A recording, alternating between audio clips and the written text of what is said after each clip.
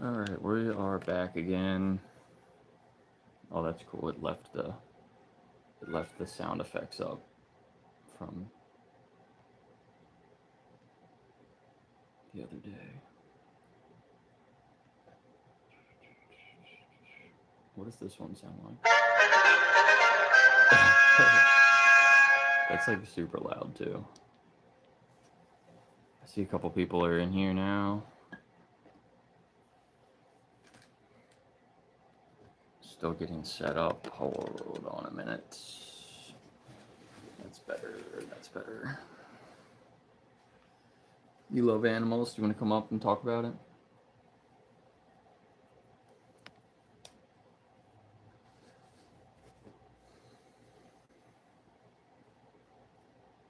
You can see my white stripe. My white stripe. My hair.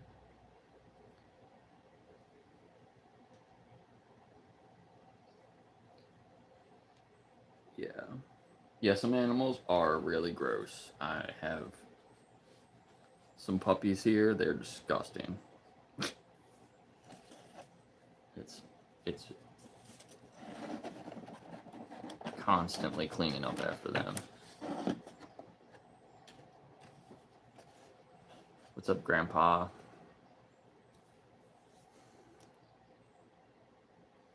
Nova's so good though. She's like very thoughtful dog. She doesn't even walk in the mud. If it's like a little wet outside, she stays on the sidewalk. She's like super cute about it.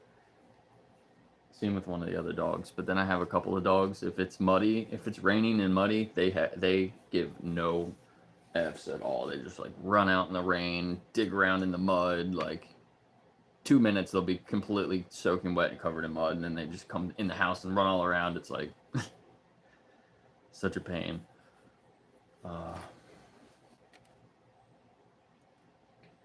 they're funny though. I can't blame them. What's up, Angelo? You're on both. Nice.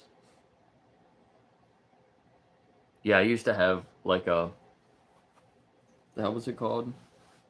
I don't even remember what it's called. One of those automatic like little robots would go around and vacuum the house. As soon as I got dogs, I had to put that away. Now I just like sweep and vacuum myself. But yeah, sweep and mop. Can't really use the vacuum, that little vacuum anymore. It wouldn't work. It would vacuum half of the room and stop. It'd be full. I know, but you want to say hi? No, she wants to be lazy. It's nap time. It's her morning nap time.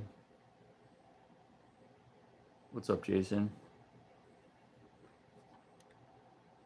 Slow streams today already. I only have a couple of people in here. Can you love animals when they're on your plate? You think that's really love? It's kind of weird. So I have a couple of questions here. I can't answer them. Can I turn the background off real quick? Let me see here. Do I have this set up as a background or an effect? I think I have it as an effect. This.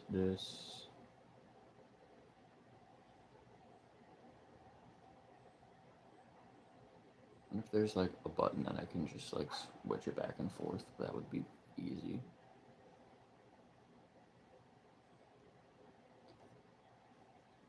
Plus it's not flipped.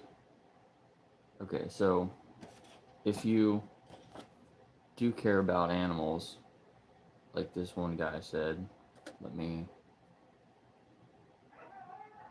take the mirror off. So here's a couple of questions to ask yourself. If hurting animals unnecessarily is wrong, what does necessary mean? If we would never treat a dog this way, why is it acceptable for a pig, cow, or chicken?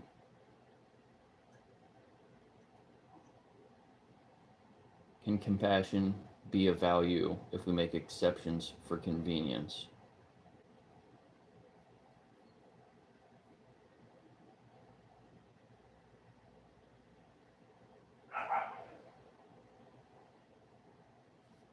How would you answer those questions?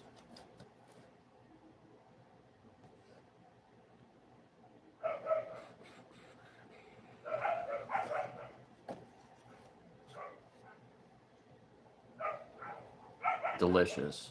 Come on, buddy. How are you?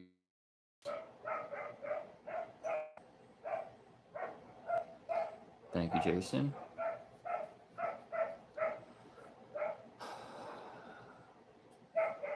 You're 37 and you exploit animals 3 times a day. It's not a flex, bro.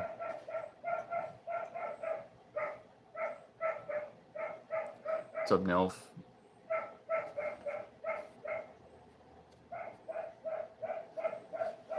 What's up, Ellie? Bun.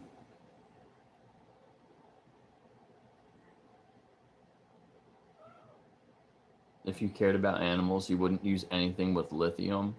That's ridiculous. That is ridiculous. What's up, Morgan?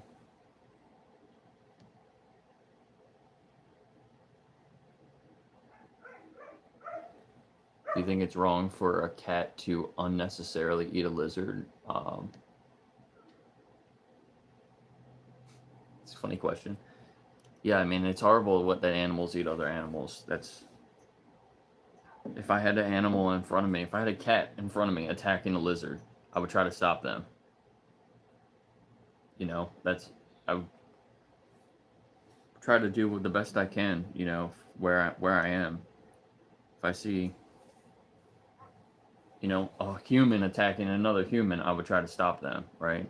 Some people wouldn't do anything, but most people wouldn't join in, right?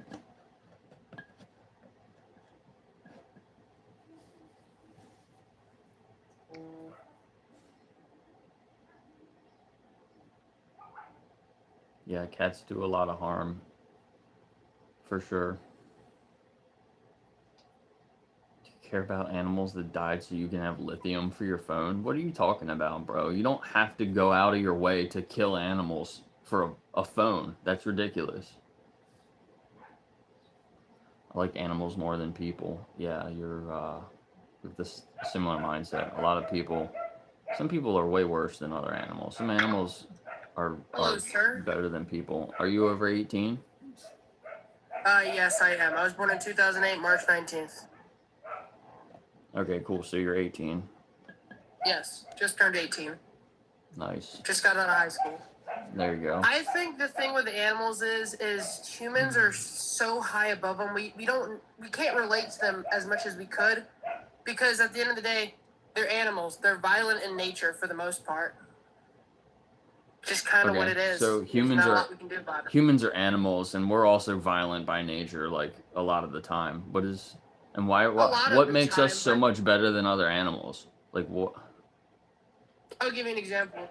Whenever you go to the store, you buy food. You don't have to go and fight. You're not worried about, yes, we do have worries, but it's not the same as an animal, whether it's life or death. I mean, oh, you forget to go get a sandwich. You're hungry for a little bit. You can get it elsewhere. Like, that's the difference. Well, any type of other animal would be like, if I don't get that, that's life or death for me, and my whole family dies. You know what I mean? Yeah. We're simply a step above. That's why animals can't relate to us. I think you need to focus more on the similarities and not the differences, right? We have a lot of differences between, races and sexes. Like, that doesn't justify treating a different race or a different sex a certain way just because of the way they were born, right? I don't get me wrong. We do have a lot of similarities with animals, but I don't mean to be rude, sir. Why did you bring that up? I'm a little confused with that. Because animals are just born a different species, and we treat them differently because of the way that they were born. It's pretty similar to the way that humans treat other humans horribly just for the way that they were born too.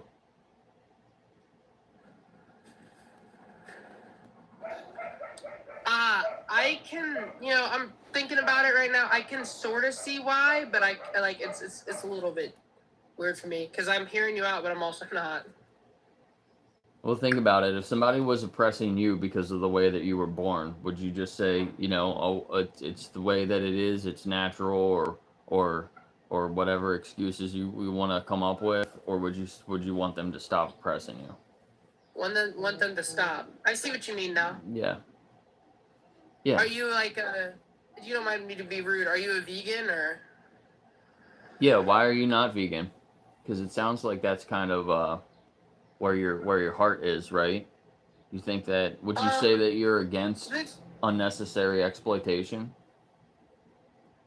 I wouldn't say it. Look, I'm gonna be brutally honest with you. Now that I just, I'm getting older, I'm thinking about like, why do we do it this way? Why is religion this way? There's all so many things. I've literally never thought about it. There's not a single time in my life I've ate a burger and been like, oh, wait a minute, I just eat. You know what I mean? I hate to be rude or Yeah, no, that's whatever you fine. think of that. It's just something I don't think about. Right. Well, that's why I'm here to try to find people like you that have never really thought about it, but that are open to thinking about it, right? So that's why Yeah. this link is up here, Animal Justice 21. Go there and you can reflect on some important questions with yourself. I'm not here to like tell you to be a certain way. I'm just here to give resources like this where you can reflect on these questions yourself. And if you want to make those decisions to be vegan, then you can do that, The get only all the other help you need. question I have for you is I don't know if this is true, but from what I've seen, aren't more people have allergies and are allergic to plants than meat? Or is that just dumb to say? Um, I don't really know the answer to that. But if there's tens of thousands of different edible plants. So if you are allergic to like some plants, just don't eat those. Eat other plants. You know, That's true. most people All eat right, like the well, same five animals when, like I said, there's tens of thousands of plants that you can eat. So when I went vegan, like I actually feel like I have more options now than I ever did before. I don't think it's restrictive at all. Like some people try to say. Yeah, just do a little bit of research in those things, and you're gonna end up learning about way more other alternatives, and you'll be open to trying more things than you probably ever did before. So all right. It was nice talking with you, sir, but I'm going to have to head out here. I will definitely look into that. yeah, thanks for coming up, and yeah, if you start doing the Animal Justice 21 challenge, come back in a couple days and let me know how it's going. Um, I missed that guy's name. I was gonna note down his username and I forgot.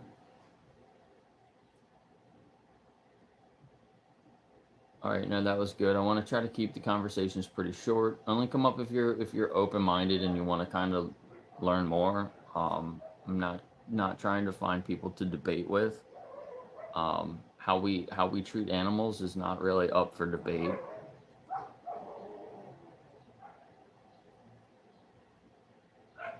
This guy's not here.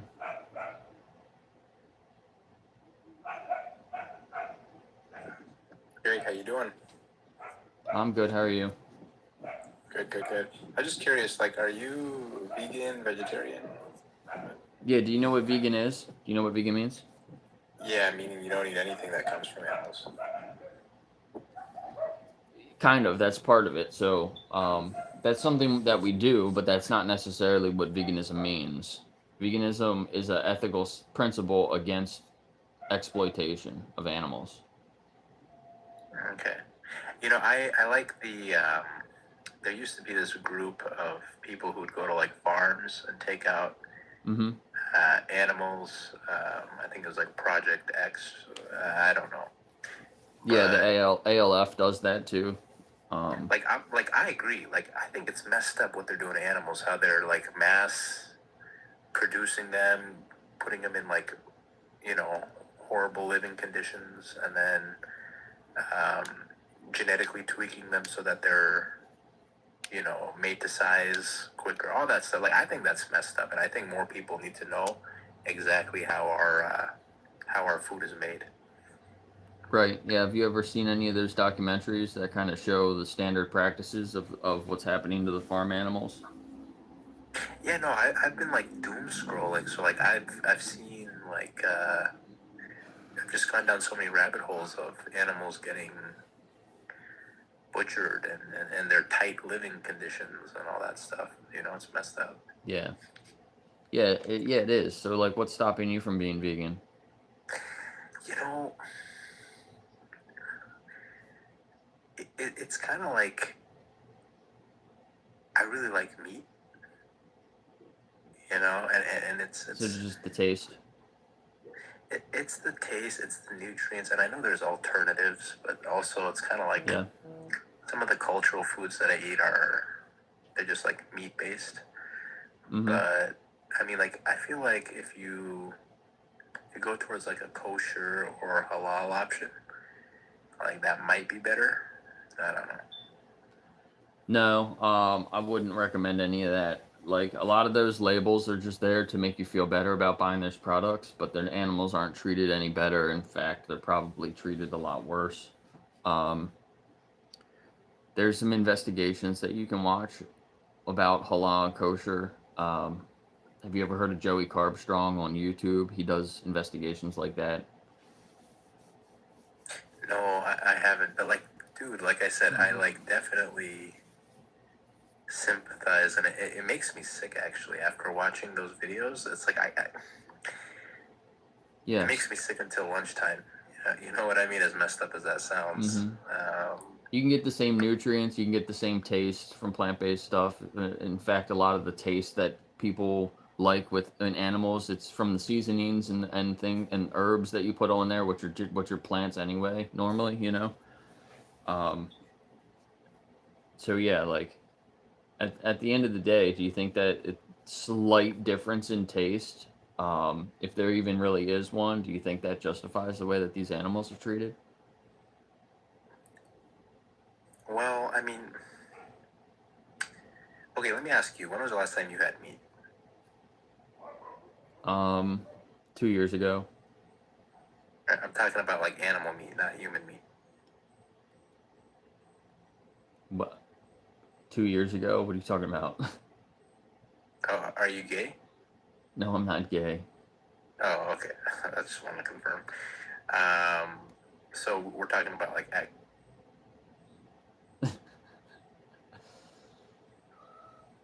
Don't get off track. Go to the resource and check it out if you want to. That was I thought you were having a genuine conversation for a little while there, and you totally lost track of where you were going there, buddy. Thanks, Ben.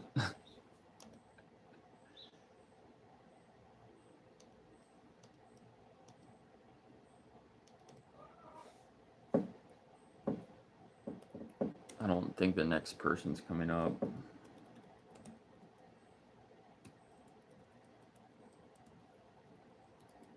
It's okay if you're gay.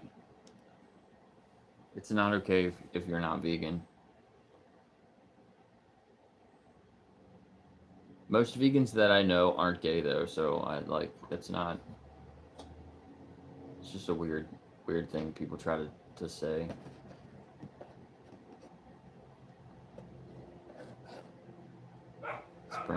Bring Springer up. How's it going, Springer?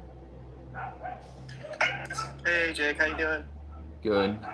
Just kind of getting started here. Cool. Yeah, I only heard the last couple of sentences of the last guest, Yeah. and seemed like he was, well, just everybody gets hung up on. I mean, people get hung up on the taste, and I had a thought about this. I haven't gone through Animal Justice 21 yet, but I plan on starting it today. Nice. I know that like there was a person named Hi yesterday on another live, and he was all worried, like he agreed with all the animal ethics of exploitation, but was so hung up on taste and not having steak anymore, so he kind of like crashed out and panicked and left. He did watch the 3-minute video. Nice. Vegan tattoo. He watched the 3-minute video and he still said, I'm still going to eat animals and I'm feeling like I'm being judged here. And, so he just I just feel like it was a little too much pressure, kind of a young guy. So he was just not handling. You can't have. Sometimes you can't have those internal moments when there's so many eyes on you. So Yeah. maybe he'll reflect his actions. But Yeah, exactly. I think like sometimes if we point out to some of the people that are struggling with like, geez, I don't want to give up all these things that I'm so used to and that I like. I can't give these up. I can't give them up. I can understand the feeling of like not wanting to give something up. But, I think what we can help them with is focus on what they'll gain. Ask them, what would you gain if you go vegan? Like, what can you think of one good thing that'll come out of that?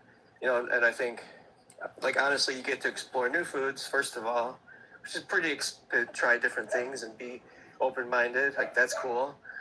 A second thing is, like, you'll be consistent with your actions and your ethics. You won't be living in contradiction, and that'll be a weight off of your soul and your spirit and your mind, or whatever you want to call it.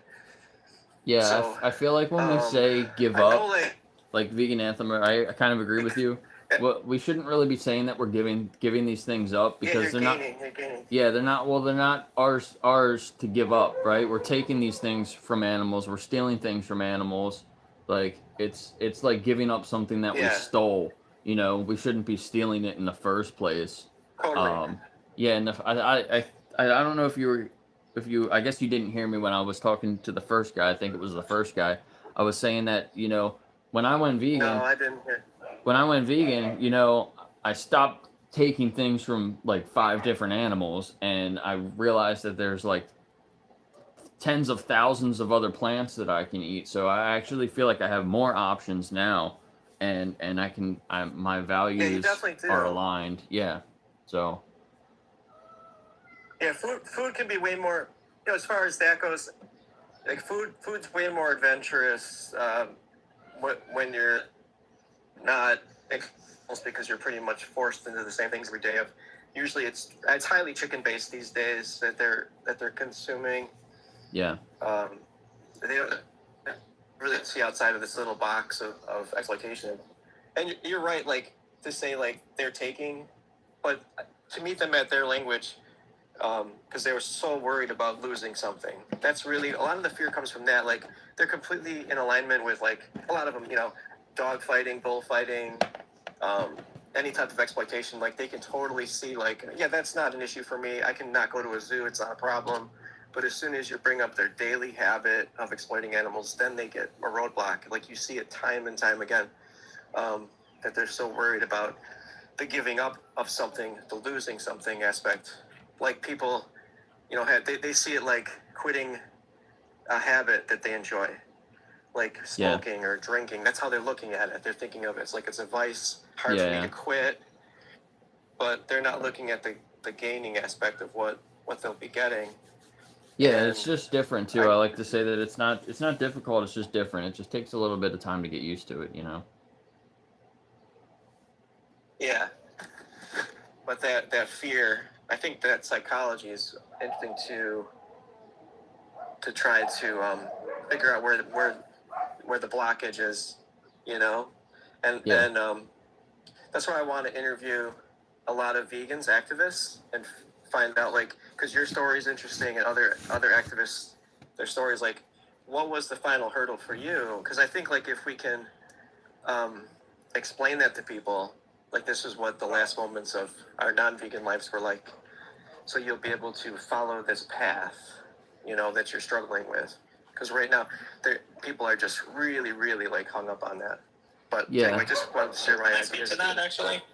Can I comment on that? Let me say one thing real quick. I saw somewhere that a lot of vegans have been through some type of like traumatic experience in their life, and that gives us a little bit more like empathy, where we can kind of relate closer to like what these animals are going through. And since we've been through some type of struggle in our life, we want to try to do the best that we can to not make any other animal struggle like that as well. So what were you gonna say? I can agree with that. I would say maybe and this is me giving, I guess, the other side some advice, but I think sometimes you guys make the case that it'll make your life better.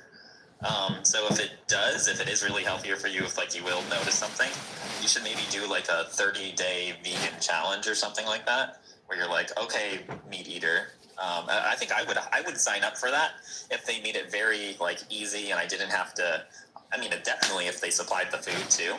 But I think that's something that you could definitely do, almost like evangelicalism or something, like just feed people.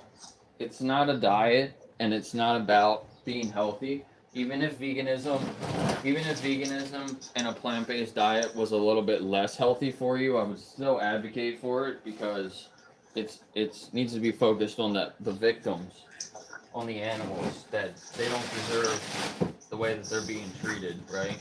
So, you know, even if it was like worse for the environment or whatever. Yeah, go ahead.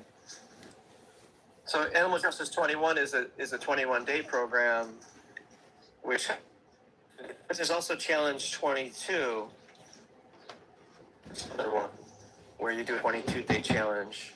There's also Veganuary. Have you heard of that? No. Veganuary is a 30-day vegan challenge. A lot of restaurants participate in it. It's more in like Europe and the UK that they do Veganuary, not so much in the United States yet. Yeah. But there's a couple ideas that do that. But to your point about changing people's daily habits, if you're changing someone's daily habit, you definitely need to like almost give them make it as easy as possible for them. Like if I wanted someone to change to something that I believed, I would do that. Yeah, so do the 21-day challenge here. Definitely. You can sign up for other challenges too. So if you go to that site, start doing the challenge. You got to come back for 21 days. You read a couple paragraphs, you answer a couple of questions, and it'll unlock the next day for tomorrow. So you can go through all 21 days. Well, if you want like recipes and like things like that to make some good plant-based foods, there's other resources for that on there as well. And the 21 days are focused on the ethics though. And you can do it with another challenge. So like sign up for Animal Justice 21, and then in the resource page, it has links to like Challenge 22 and other challenges. So you can do them at the same time if you want to. But because practically speaking, it'd be a lot easier for me to, instead of like trying to, oh, is this ethically, like, is this like trying to like philosophy my way into it, to be like, practically speaking, is my life better after those 21 days or whatever it is than it was before? It's pretty much a no-brainer. I'm like, okay, yeah, why not? Yeah, I mean, how do you feel about animals? Like, can you just answer that question? Yeah, I think if you take the suffering part out of it, I don't see the problem with eating meat.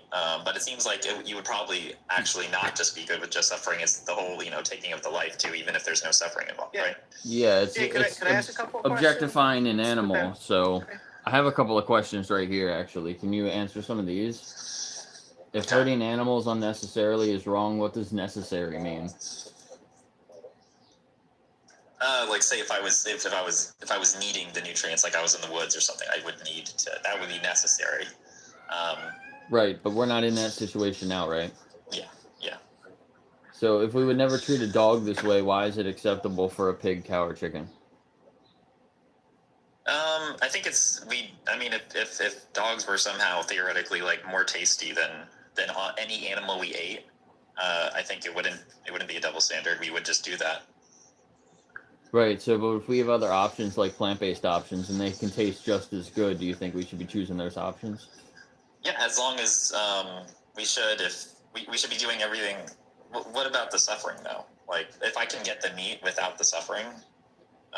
Can compassion be a value? We make exceptions for convenience.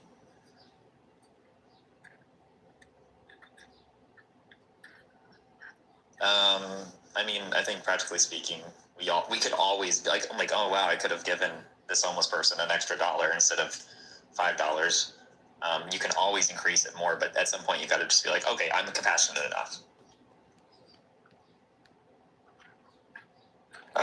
If you wouldn't mind, Jake, if I could ask a couple questions too. Yeah. I just I do like organic questions more over like a script, like something coming from your own heart. The food. So had some thoughts about that actually. About because the food aspect is the thing that people get hung up on. So I just want to ask you some other baseline questions on like how you feel about like how do you feel about bullfighting? Are you okay with that? I guess I don't feel about food. I don't. It has no part of my life. Like I'm not going to make it my life's mission. Yeah, so you haven't really looked at it. I do know about bullfighting, and, if it was part of my life, I would be against it. Yeah. Yeah, I mean, just your like, yeah, you're not confronted with it daily or hardly at all. Yeah. But I just thought, like, what do you think about it? As an not idea, that you're yeah, it's bad. protest bullfighting.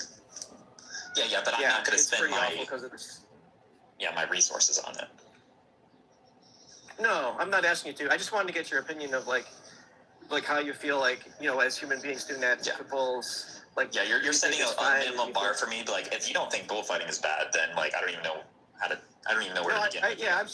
I'm setting a low bar, but it's good to know, like, because when you say you're against bullfighting, there is at least a part of you that does align with some of the ethics of veganism. It's just true. Like you do care about animal suffering, and it's good to know because sometimes you get the answer like I'm fine with it. You know, it depends on the person. But so, do you have an opinion on horse racing? You're probably not as bad, but you probably think that not as bad. But you know, I hear when they don't. I guess it depends on if they use them up and then slaughter and then immediately slaughter them after. That's pretty messed up. Yeah. They do, yeah, because after 2 years, like horses only race like when they're 2 years old. Yeah.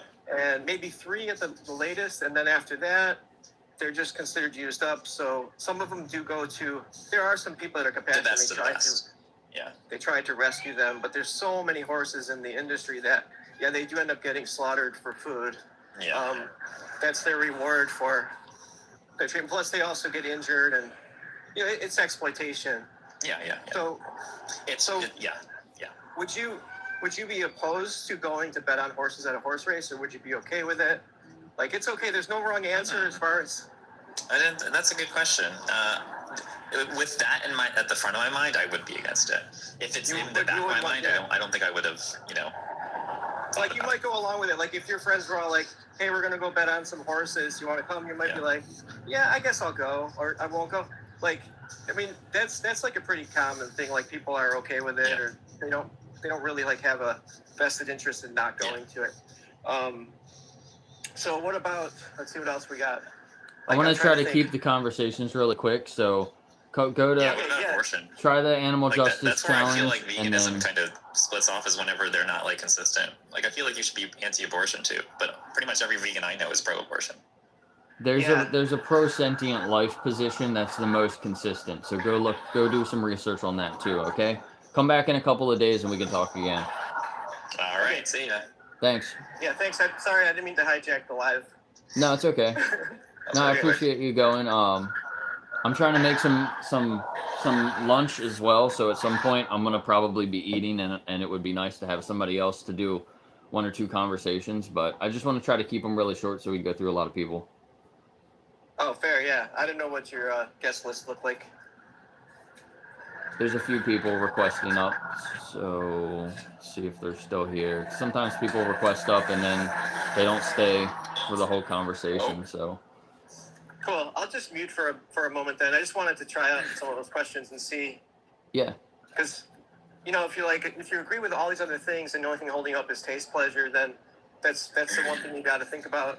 These people had trouble with that one. Yeah. Yeah. Exactly. That seems to be like the biggest hurdle is like convenience, taste. So. I mean, I can remember when I went vegan. I was worried for a minute. Like, am I going to be hungry all the time? Like, what is this? I've never done it. I don't know anyone that has. Yeah. So those like little fears creep in. So it's hard to commit to something when it's the fear of the unknown. And like, it was easy for me to commit to it once I knew that it was fine. And also the ethics got stronger. My commitment got stronger. But for me to be put on the spot, like if I was like man on the street and they're like, hey, how many more animals are going to be exploited for you? I would probably have answered, I'm not sure because I don't know how my body's going to do. Like, that would have been my first response. just because I was put on the spot and I just didn't know. But because I was doing it myself and internalizing it, I was able to deal with it much easier. But if another human was asking me, can you do this? I would have to say, I can't commit because I don't know. Like I can remember those days, and that's like 25 years ago. But Yeah. just dealing with it myself. But yeah, go ahead. I'm sorry. Oh no. Right. No, I just came up to talk about like I think we've been on before, but you removed me a couple of times because I'm not sure why. I'm all for free speech, but clearly we have different stances on that. But I think veganism. No, like, that's bullshit. plant-based eating- I'm all in support of free speech. So you can say whatever you Why'd want, you take but me off? it was probably somebody else. You probably said something stupid, but go ahead. Okay, I just think eating plant-based, you're avoiding. Well, it's impossible to like get every nutrient. That's not true. Like just through diet alone. You don't come up here and say misinformation. When you spread misinformation, you're gonna get kicked off. Okay, well, what did I? Okay, can I back myself up then? You can get all your nutrition on a plant-based diet. But B12, retinol, you can get that. Yes. How? Just eat things with that in there. This isn't a Like debate what about plants contain nutrition. that? There's fortified Okay, but foods. man, You can take a supplement if you need to take a supplement. We're talking about animals and the ethics about how they're treated. okay, we can talk about that as well. I just want to ask you, like, do you supplement yourself before I go on? I do take a couple of supplements because I was low in those things, but I was taking them before I was vegan. So I eat a lot of fortified foods, mainly. Okay, look, well, I think if you're going to be vegan, eat what you want to eat, do what you want to do. But at the very least, if you're going to be vegan, make sure you're supplementing because that will lead to Yeah, I always serious advocate deficiency. get your blood tested at least once a year. Whatever is the lowest, then work on that. Improve. You can improve one or two things at a time, and try to get everything into optimal ranges. So, what's stopping you from being vegan though? Like, if you get all the nutrition, you don't have to worry about it. Well, I just don't. Look, that's not my stance. Like, I don't think. I don't trust big pharma and these supplement companies with my life.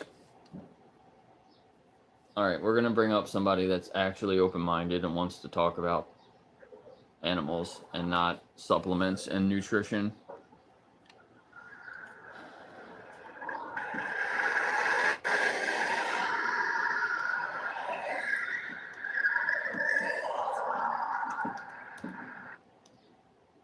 All right, that guy is not here. Request up if you guys want to talk about animals. So we got about a dozen people in here. What's up, PJ? And Miss Teaspoon's here. What's up, Raven?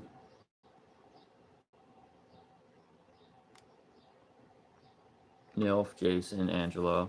Appreciate all you guys being here. Vegan bully. How do I put a timer on the screen? You were talking about a timer. You might have commented how, but I didn't see it. I'm still learning TikTok, so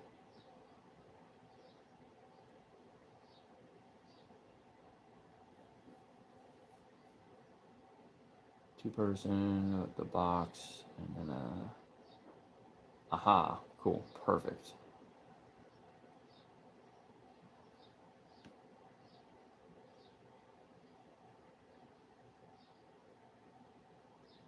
All right, yeah, let's get the next person up.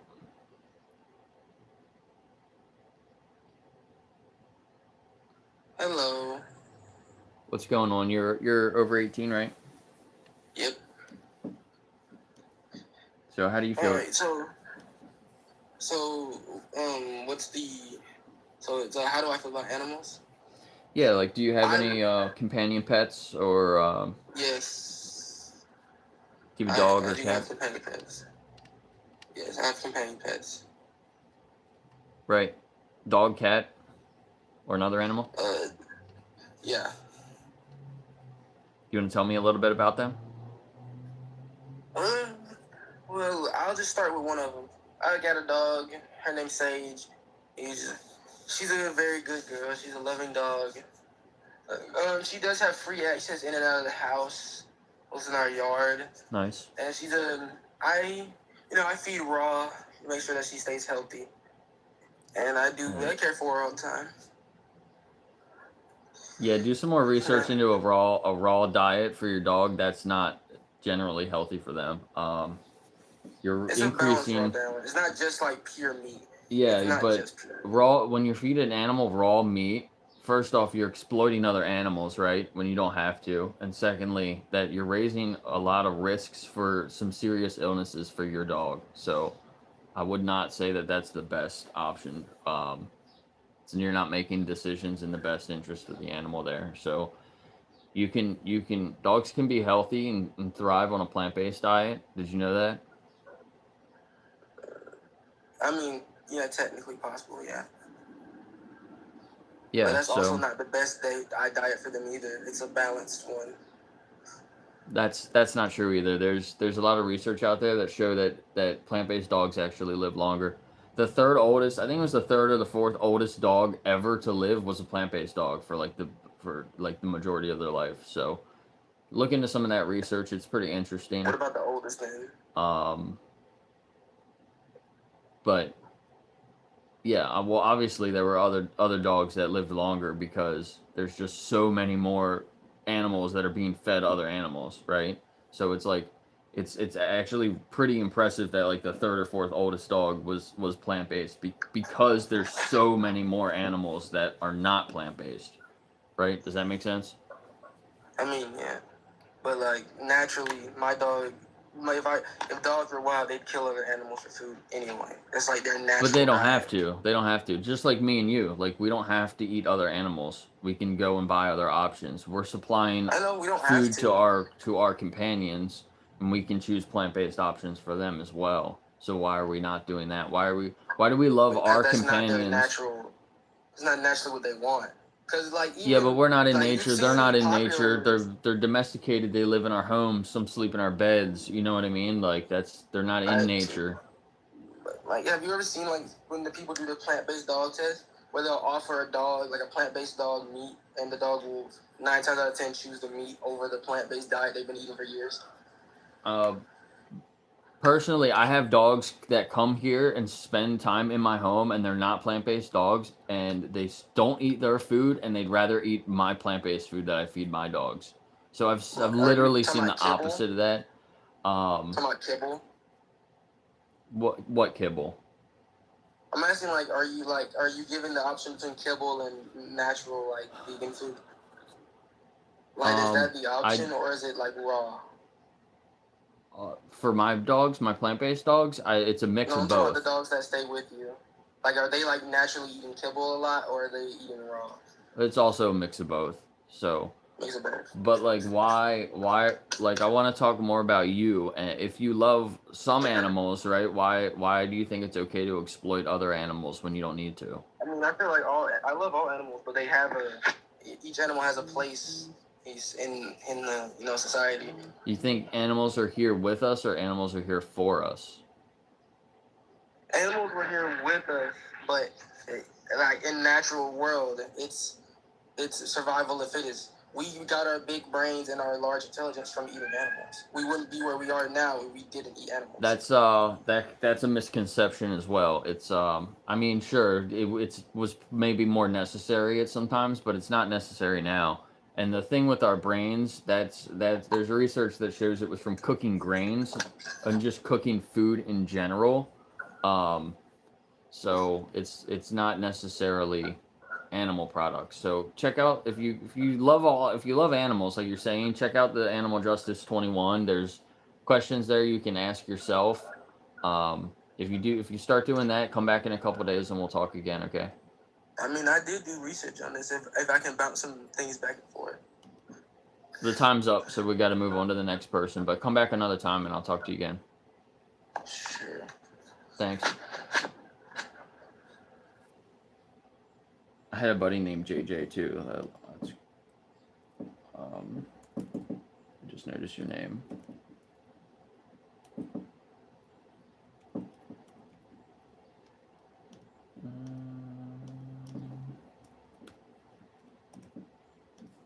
And if Ben, if you're here, you can bring other people up when people, or like when a timer goes out and people get dropped. You can bring up the next person if you want.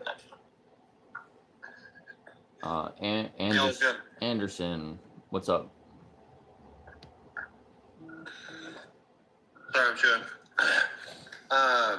What are you eating? So, what'd you say? What are you eating? Some rice. Some rice. Cool. I thought it'd be disrespectful. I said what else is on the plate, but anyway, there's vegetables in it too. But so I'm going to school to be a functional nutritionist, and I'll only say one thing about vegan that I just disagree with, and it's so in your body you have needs, and one of them is essential fatty acids, and mainly in fish is omega-3s, and you can get omega-3s in plants, but it gets converted into ALA instead of EPA and DHA. You mean like this?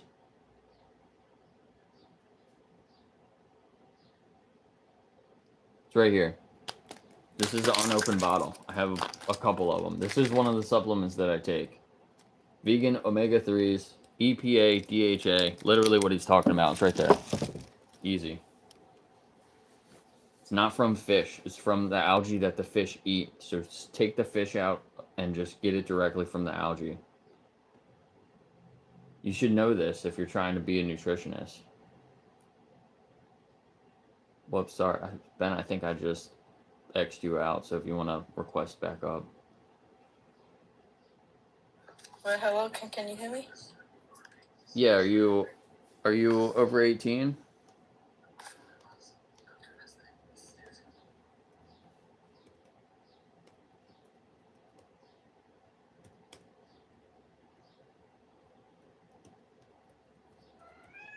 I guess that's a no.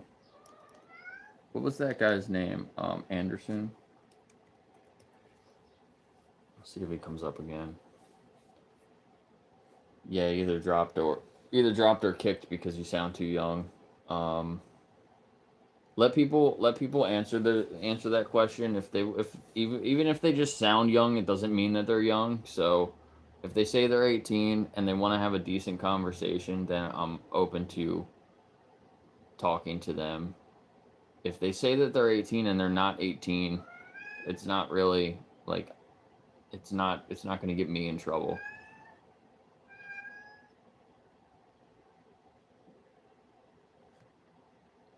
What's up, Zara? That is how you say your name, right, Zara? Zara? Is it Zara? Zara? Yeah, my kitty. You guys want to see my kitty? Come here, buddy.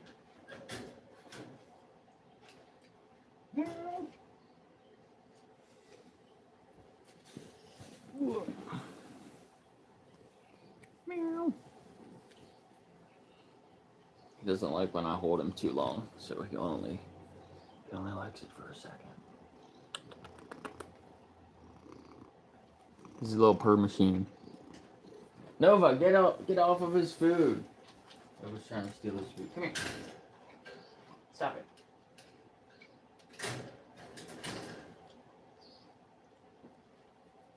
Play nice.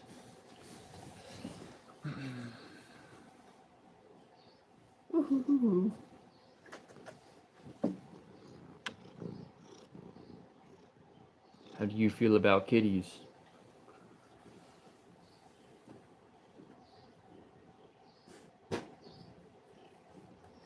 This guy wants to come up again. He's the only request we have right now, so. Alright, Anderson, you're back up. Do you realize that you can Bottle get... 24. But yeah, I did see the bottle, which I didn't know that they made it. Yeah. So why are you not vegan? I mean, for one, I don't think I hold like a moral obligation to animals. That's one of the main reasons. But Can you also, I explain was that? trying to go from just a nutrient point of view of it. That's not and that what was, we're like, here one to of the main talk about, flaws I though. saw, but you kind of disproved that, so that's a good Yeah. point on your end. Yeah, thanks. So it's you can get all the nutrition that you want on a plant-based diet. But I want to talk more about why you don't think we have an obligation to these animals. Like you feel like we have an obligation to show compassion to other humans, right? Yeah. And most people think that. So what's the difference between human animals and non-human animals that means that we can treat them so horribly? It's just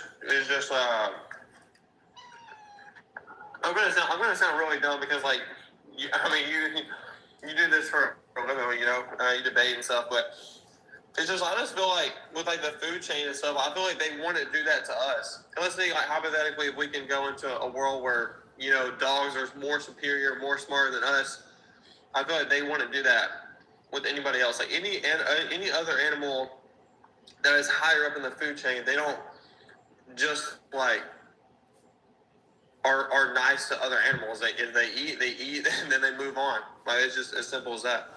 Yeah, but don't you think that we should know better than other animals?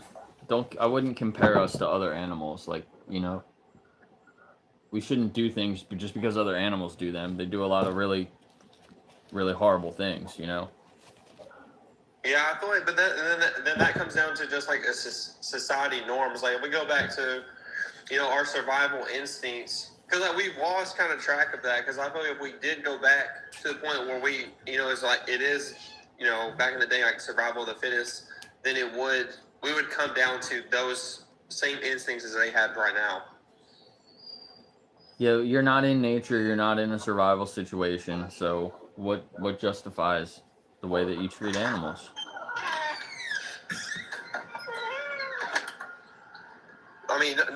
Nothing essentially justifies it right now, I guess.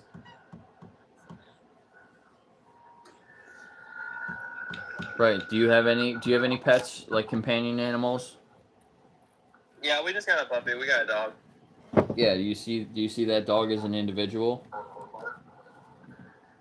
Yeah, I see. What do you mean by individual? Like they have their own personality. They can be happy. They can be sad. Yeah, they can do that. Yeah. They want to continue to live, right? Yeah, I would say he has a survival instincts. Yeah. Right. So do you think that other animals are like that too? Like the animals that we farm and exploit?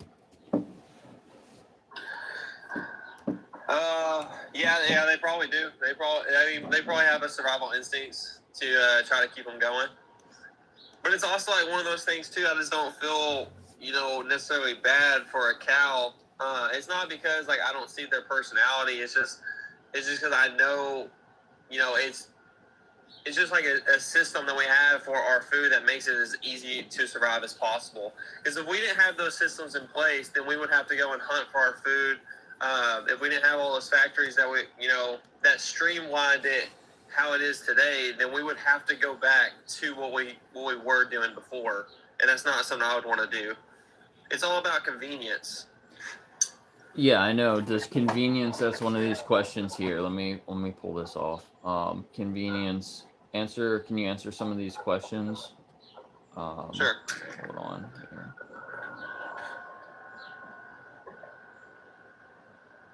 It doesn't want to take my background down. But also, there's a lot of immune issues that come from being vegan as well. That's like what's going on with that Brian guy that's trying to survive as long as possible. He's trying to live up to like 150 or whatever. I can't think of his name. Brian Johnson. Yeah. Yeah. There's a lot of immune issues that come with that. I'm just now studying to be a nutritionist, so I'm not fully diverse, but I do hear a lot of my mentors and stuff talk about it. Just like how vegan, long term is just not the way to go. Same thing with carnivore as well. Like, you do need both variety. No, that's not true. You do more research onto this because there's studies out there that show that Vegans are healthier and can live longer. You can literally add years to your life if you're following a plant-based diet. So hopefully you learn these things as a nutritionist. But yeah, it's not about nutrition. We have to come back and focus on the animals and the way that the animals are being treated. Like you said that it's Oh unnecessary. yeah, and when it goes back to that, I generally just have really no sympathy because it just because then I'll always put myself over an animal any day of the week. Now I feel like anyone would, honestly. I mean, that's fine to have that view, but it's completely unnecessary. So it's not that you're like putting yourself above an animal. It's that you're taking these animals and you're dropping them way down here. Does that make sense? Yeah, but the reason why we're doing that though is for convenience. Like the same thing with like like cars and like pollution. Like yeah, that's probably going to give a lot of people cancer, but it's better than horseback. You get most and, like, of your car food. Fatality. You get your food from a grocery store, right? So like if you go to the grocery store and you just walk down a different aisle and you grab a different product, that's basically the difference in convenience. Yeah, I mean, yeah, that is true. But like I said too, I think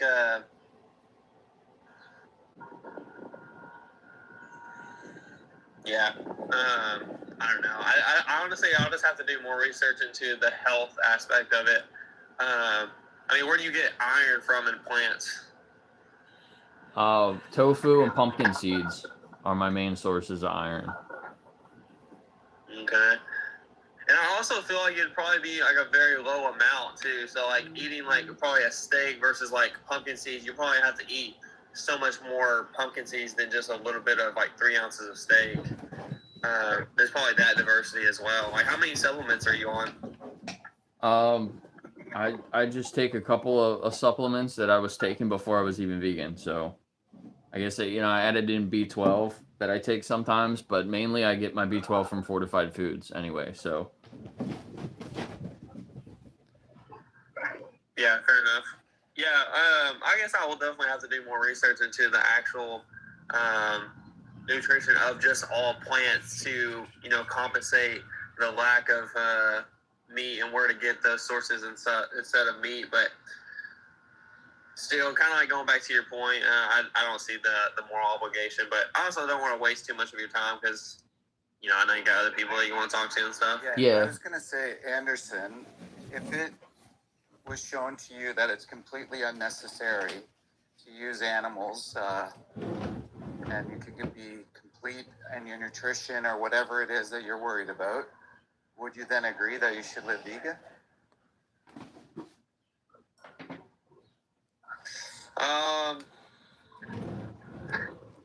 I don't know. It'd be tough. It would be tough just to say just like yes or no because like it's just so like inbred in just society to eat meat like hamburgers and like chicken, all that stuff. Like it's just so socially acceptable that it'd be hard just to say like, oh no, yeah, I would just cut it all out, not to hurt an animal. So wait, so just because society is doing it, that means you're gonna follow society, or you don't have your own like values and norms? I mean, I feel like everyone gets their values and stuff from society, at least the most part of it. Yeah, of course. But again, we would say that some cultures do things wrong, and we probably necessarily wouldn't follow what they're doing, right? Yeah. Yeah. So, like, I'll give an example. Like, slavery. This was considered a normal thing. People thought it was okay, and we were using other individuals. But there's going to be some of the population that thought maybe that isn't the right thing to do. And so, like, obviously the people that were against it or didn't think it was okay, they were in the right, Yeah, potentially. I mean, not potentially. Yeah, completely. I meant to say that. Sorry. Yeah, of course. all right, So, we're gonna move on to the next person. All right, man. Peace. Thanks for letting me talk. Yeah, check out Animal Justice 21. You can learn a lot there. Do some more research with that. Thanks for coming up, 40. Hey, no problem. I just thought that would be a good question. 'Cause Yeah. people want to bring up health for some reason. I don't know why. Yeah, he kept bringing up health. Which Hello? you know, I understand he's trying to be a nutritionist. So, are you over 18, Goku? Yeah. What year were you born? I was born 1987. 1987. How old are you? I'm 18. You're 18 from Question, 87. are you vegan? Your maths are off, my guy. Wait. Question, are you vegan? Of course. Meat is so fucking delicious. All right. Knew that was coming. He was waiting there for a while. All right, so we're gonna block you. Thanks for coming up and doing that so I could block you. We need some more requests here. I saw Zara wanted to come up here. Zara, do you want to come up and say anything about that last guy? I'm gonna finish making some of my food so you guys can kind of manage for a few minutes, let people up if they want to come up. How you doing, Zara? I'm good. How about you? I'm good. Good. Zara, do you know what veganism is? Yeah, I'm vegan. Oh, you are vegan. Great. Yeah. I actually wanted to come up because the guy who was studied to be a nutritionist, I feel like it's important that everybody see this is what they're teaching. Like if you're studying to be a nutritionist, you should understand that going the lazy route of stealing secondhand nutrients from the body of a victim is cruel and, like I just said, lazy. If you're studying to be a nutritionist, shouldn't you learn plant nutrients? Like, would that be, essential? I feel like the reason that we were all indoctrinated to, feed the pockets of the greedy people who are causing all of this suffering was so that we could stay lazy. And I would think that if you want to learn, plants is the source. Like, it's the first source. And we don't need to harm any other animals at all. Like that guy, it was also, I don't think that he had any integrity, because I think that when you just announce that, oh, well, I think I'm higher than him. Oh, well, it is convenient. I don't hear anything different than, I think it was you that said it to him. I'm not sure if it was you or Springer, about chattel slavery. The people said the same exact thing and didn't care at all to acknowledge the perspective of their victims. And I think that's disgusting. Yeah, to look at others as second-class citizens or viewing them as commodities or objects or things, I mean, it's absolutely absurd. And again, to your point on nutrition, we have plenty of dietitians, we have plenty of nutritionists, and all the data there to back up any of the health issues or complaints that people might have.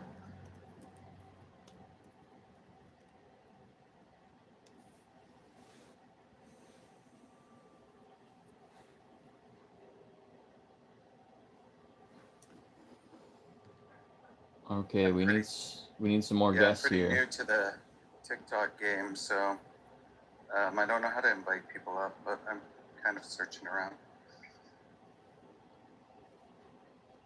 Let me see here. I think I made you a mod, didn't I?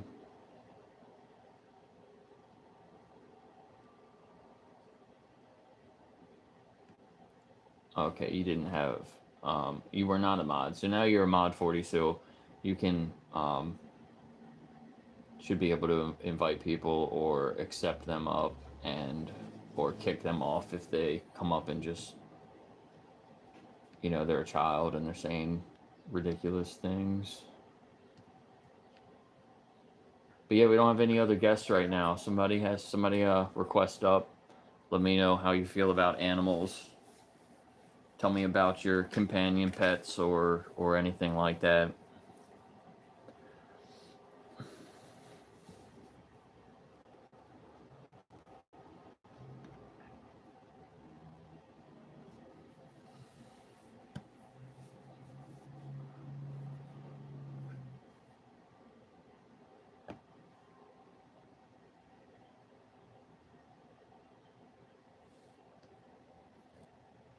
What's up, vegan heretic? I see you're in here. Somebody wants to talk about religion. Now's the time.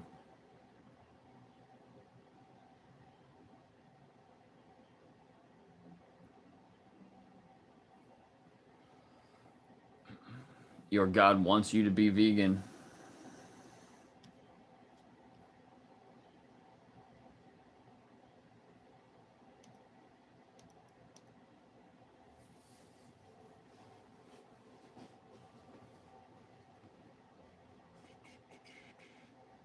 CJ, you have you come up before? Did you come up the other day, CJ? Are you vegan, CJ? Fluffy. Who's Fluffy?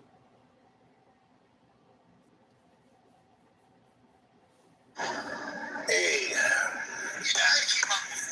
What's up? I've seen you here for a couple of the streams. Are you vegan?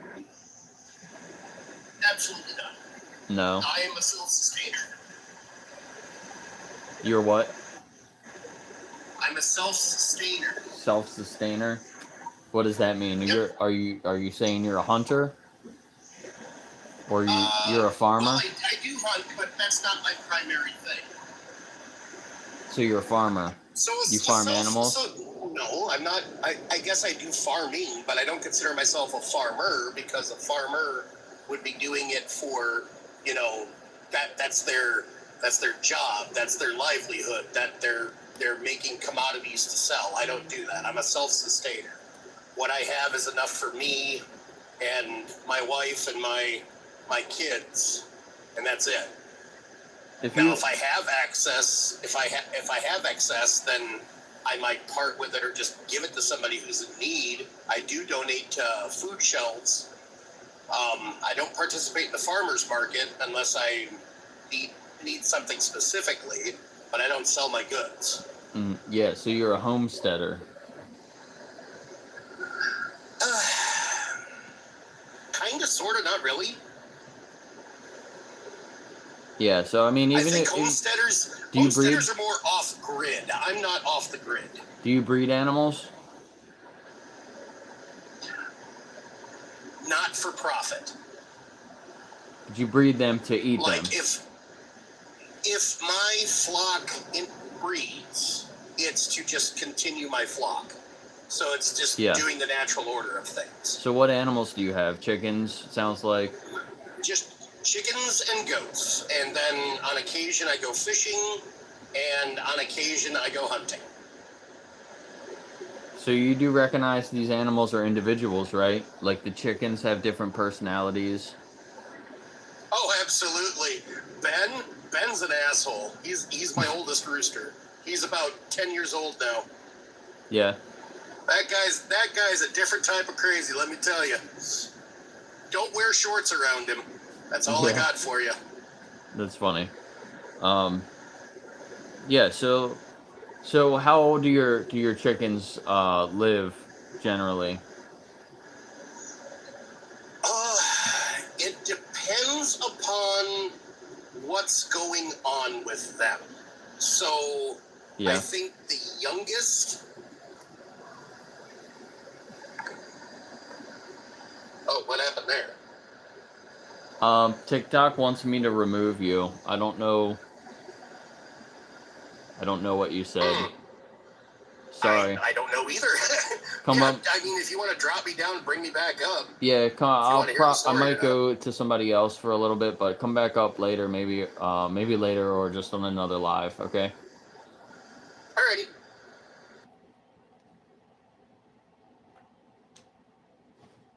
Um,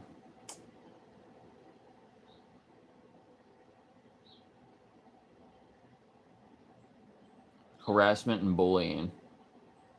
That's what it says. Strange.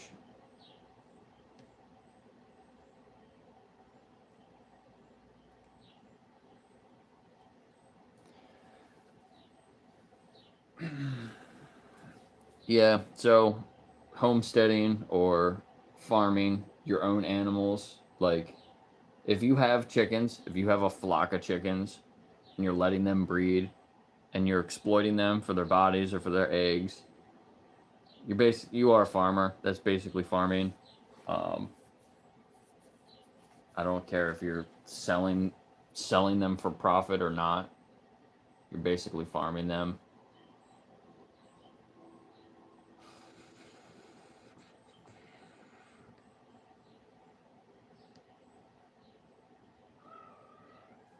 He recognizes that they're individuals. They clearly want to continue to live, but at the end of the day, he's making decisions to benefit him and his family at the expense of those animals, when he could probably just go down to the grocery store and just buy other options. It's so crazy. It takes a certain person to have animals, care for animals, and then choose to like take them out for your own selfish needs. Your wants. It's not a need, it's a want.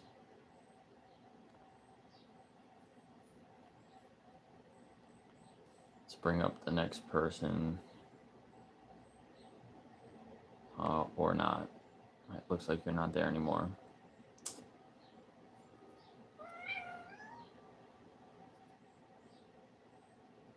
Red Fox, do you want to come up? You were here the other day too, weren't you? Oh, here's another guy. Don, are you an adult?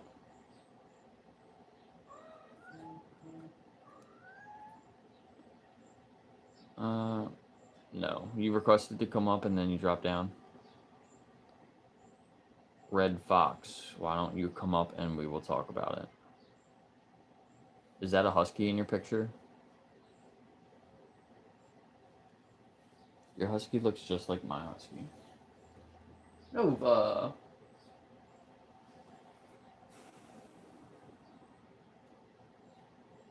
Neither of you guys want to come up. Nice.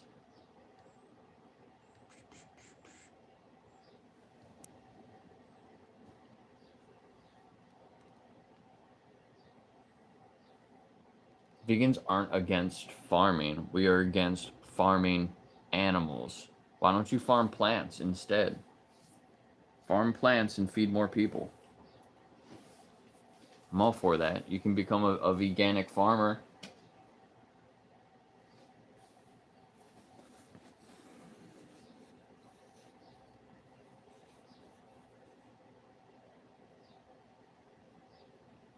Are you against hunting? Of course.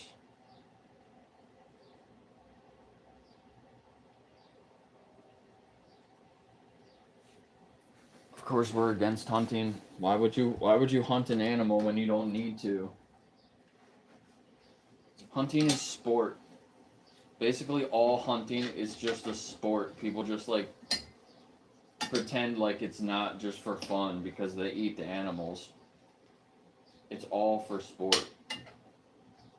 It's all unnecessary, so you do it because you like to do it. Some people don't even really like it that much. They just like force themselves to do it, which is crazy to me.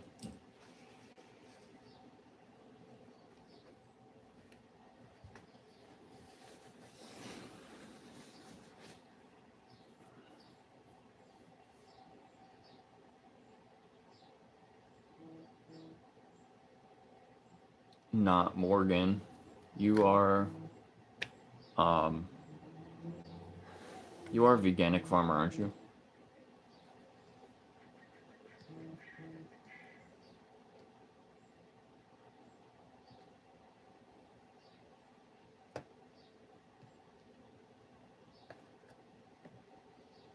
Red Fox doesn't want to come up. I invited him. He just knocked the invite down. Not a farmer, but vegan, yeah. Okay. Sorry, I think I'm getting you mixed up with somebody else.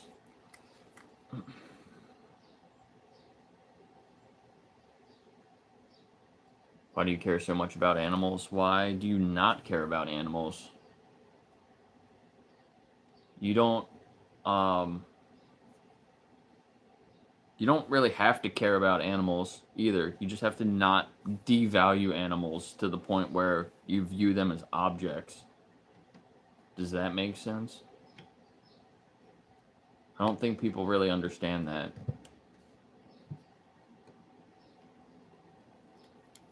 Do you want to come up here and we can talk?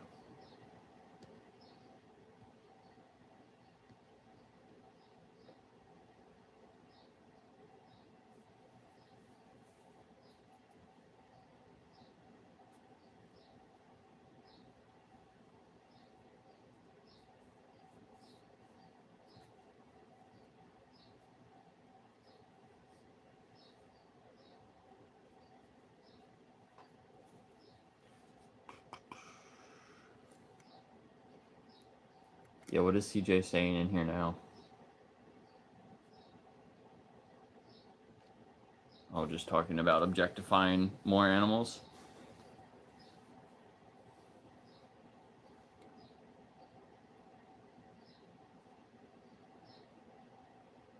We need some more requests. Somebody request up. I've seen him on, this is the 4th time I've seen him on a Vegan Live. Yeah. And he literally just goes, it doesn't matter who talks to him, you know, and how much you try to get him to focus on the victims. He literally just doesn't care. And Yeah. I don't know why he keeps coming other than just that he needs negative attention. Yeah, that's unfortunate.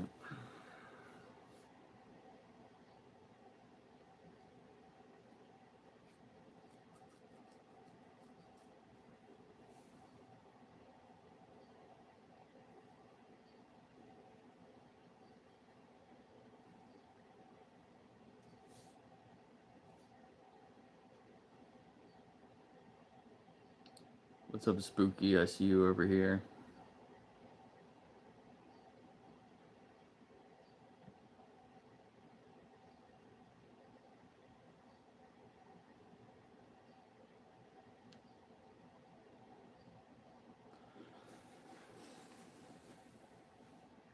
We need some more requests. Somebody request up.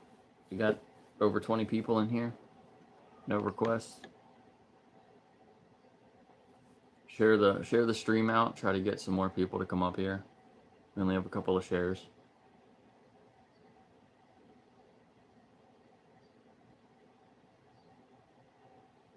What are you saying, Red Fox? Why don't you come up here and talk? You just spamming stuff now? Spooky, do you want to come up?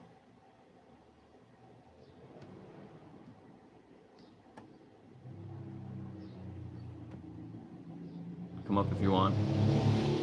Hey, thanks for the cat.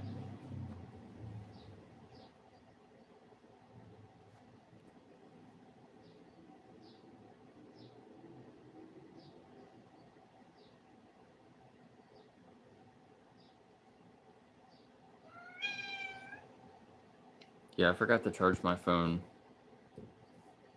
earlier too. The one phone is just, I have it plugged in, but it's not a fast charger, and it's literally the same from when I plugged it in an hour ago.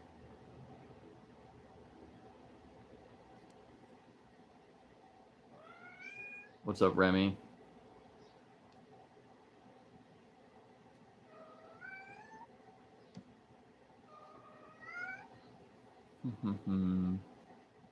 Oh, it looks like we have a request. Remy wants to come up. How are you doing, Remy? Hello. I'm doing pretty good. How are you? I'm good. A little slow today with the requests, but we've had a couple of okay conversations. Nothing too good, but not many trolls or young kids, so it's been okay. I hear you. I'm glad it's less trolls and young kids. I'm sure it's kind of just the same arguments we hear all the time. Yeah, natural. I've been taking some notes on some conversations. So somebody said it's natural. Somebody had a good conversation earlier, but then they started asking if I was gay and things like that. So it kind of got way off track. Personal benefits, nutrition, natural again, and then nutrition again. So it's been pretty similar conversations. The natural thing is just so strange to me. I mean, there are things that exist in nature that are toxic to us, like, Yeah. and also, like, people love to be like, well, hundreds of years ago we did this, and it's like, okay, hundreds of years ago, I believe most people lived till like maybe 30. Yeah. And it just has nothing to do with the victims. It's a very self-centered way of thinking. Yeah, 100%. Whoa, thanks. Is that it? That's an eagle. I never seen that before. Gift.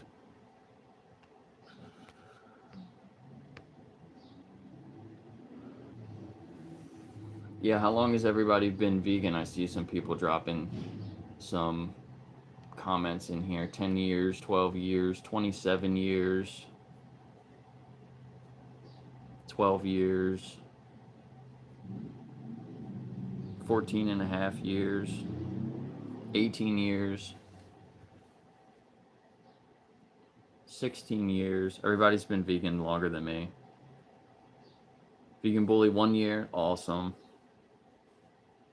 7 and a half, 9 years. I've been vegan for almost 2 years.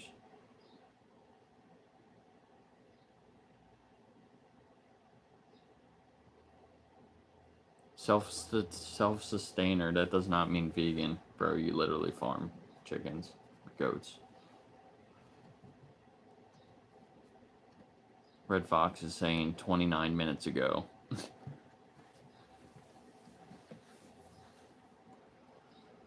Oh boy. Whoa, what was that? It just glitched out. 4 years, 12 years. See some other people over here.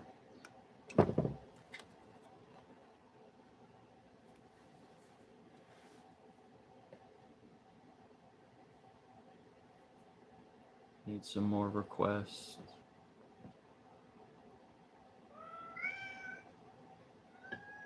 Carl. We talked yesterday, didn't we, Carl? Do you want to come up?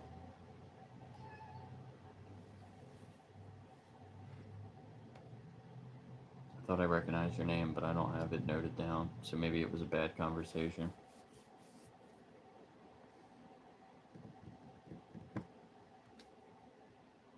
No, you're vegan. You got the little plant in your name. Yeah, I am vegan, yes. Ah, cool. How's it going? Pretty good. So how long have you been vegan? I don't think I saw you comment that in the comments. 15-ish years. 15 years, nice. Do you want to explain a little bit about why you're vegan, or like what was it that like opened up your mind and your heart to respecting all the animals? I was vegetarian at a young age because my friend introduced me to it, and it just seemed to make sense, and just kept making more and more sense as I grew up, really. And yeah, I know, and yeah, of course, I found out when I was in my early 20s, I found out about the dairy and egg industry, and so then I gave up dairy and eggs, and everything else anything else that I still did that was contributing to animal exploitation. And in a way, I've never really I have thought about it, but there was never really any kind of battle in my mind, like, should I, is this the right thing to do or not? It always seemed fairly clear to me, really. Yeah. yeah, like once I learned a little bit more about it, I had the same thought. Was like, it just makes sense, right? So, are you an activist? Like, do you speak up for the animals too? I do a bit on online. I don't really do a lot of activism out offline. Okay, cool. Yeah, have you been an activist like the whole time you've been vegan, or is that more newer, or what made you want to do that? I'm always debating people on online about it. So Yeah, yeah, in that sense, yeah. nice. No vegan bully. How long have you been doing this for? I just started on TikTok, but I've been like an activist for about a year and a half. Um, I have a YouTube channel where was streaming. Before TikTok, I would go do like conversations on the street. Basically every Friday. Um, every Friday, I go to Gettysburg, Pennsylvania, and I talk to people. So I'll be there tomorrow doing. I do different styles, different organizations. Tomorrow I'm going to be doing like a Cube of Truth kind of thing. Um, yeah, so I'm not sure how. I need to get an attachment for my tripod to hold my other phone, um, so I can stream both. I was thinking about it, but I'm not fully set up to do that yet, so I'm not sure how I'm gonna do it. But yeah, I go to like some slaughterhouses too with It's Mel and Steve. You guys can look them up on like Instagram. It's Mel and Steve and Project Livestream, where there's a dozens of activists go to slaughterhouses. We do it like at least once a month, and show different animals before they go into the slaughterhouse. So I've been doing that for over a year now too. Um, but yeah, I'm excited to finally be on TikTok and be able to have more conversations more consistently, because I can just do it from home when I have time. Yeah, I've not been doing activism on TikTok long already, and I debated people on Facebook quite a lot in the past, and it's very futile over there. But it's actually, I mean, it's not much better on. Well, it is a lot. The conversion rate on TikTok isn't like brilliant, but compared to like Facebook, it is actually a lot better. You seem to get people that are actually wanting to learn.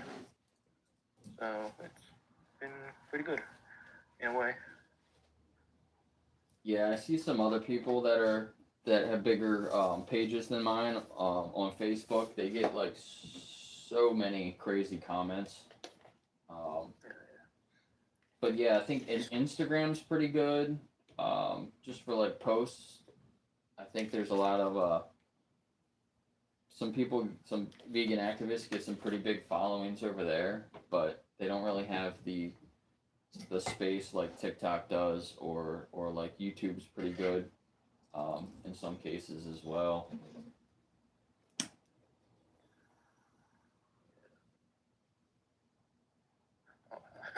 I wonder how debates go down on X. Probably Yeah, very bad. yeah, that's probably pretty crazy. I don't think it would be a very good place to have a lot of good open conversations. That you're just gonna probably be debating people the whole time. But you never know. Like I'm sure there's some people over there that really care about animals, like care about them enough to leave them alone, you know.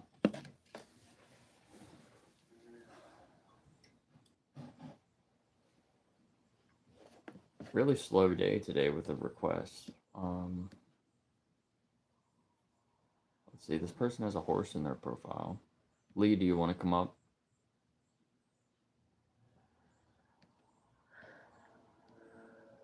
Tell me about your horse.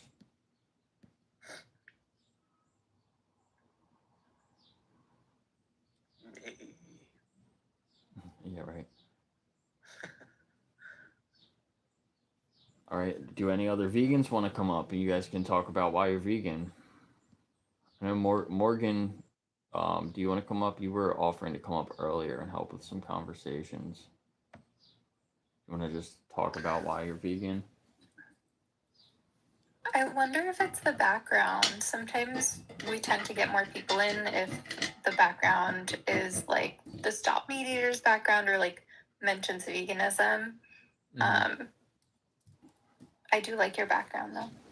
I used this the other day and I seem to have got, I think it was more people.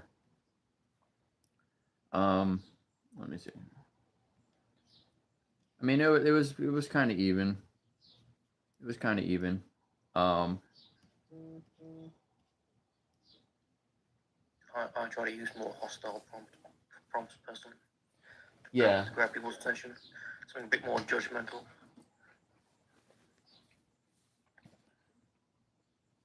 We can switch it. I have a couple different ones.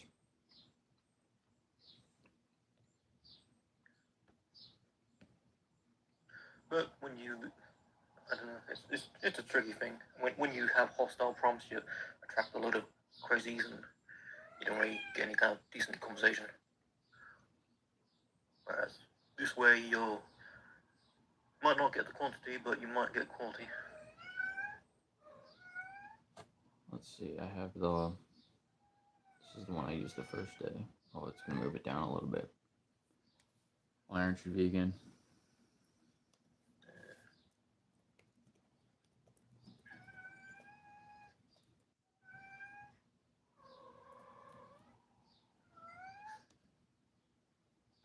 Being really noisy.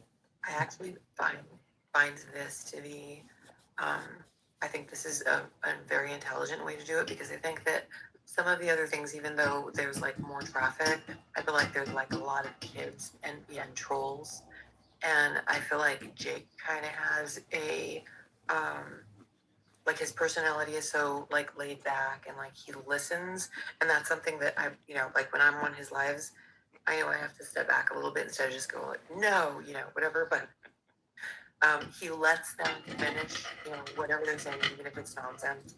And I think that makes people uncomfortable because then they realize that I'm highlighting my nonsense. Like before you came on, Remy, there was a guy studying nutrition that didn't know that there were nutrients in plants. Imagine that. Yeah, can you imagine that? Oh my goodness. Yeah, it was omega-3s and DHA and EPA, and I literally just grabbed this off my shelf. He was like, wow, I might have the same one. He's like, I didn't even know about that. Like, it's right Mine's here. by Freshfield. Yeah, like it's not impossible to get your omega-3s from a vegan source, like. And you'd think he would know that studying nutrition, but. Yeah, I hear you, Zara. I also, Jake, really appreciate the like patience and like calm vibe that you have. Thanks. I work to the same standard, especially on your lives, because I get very frustrated with folks sometimes. But yeah, that is very odd.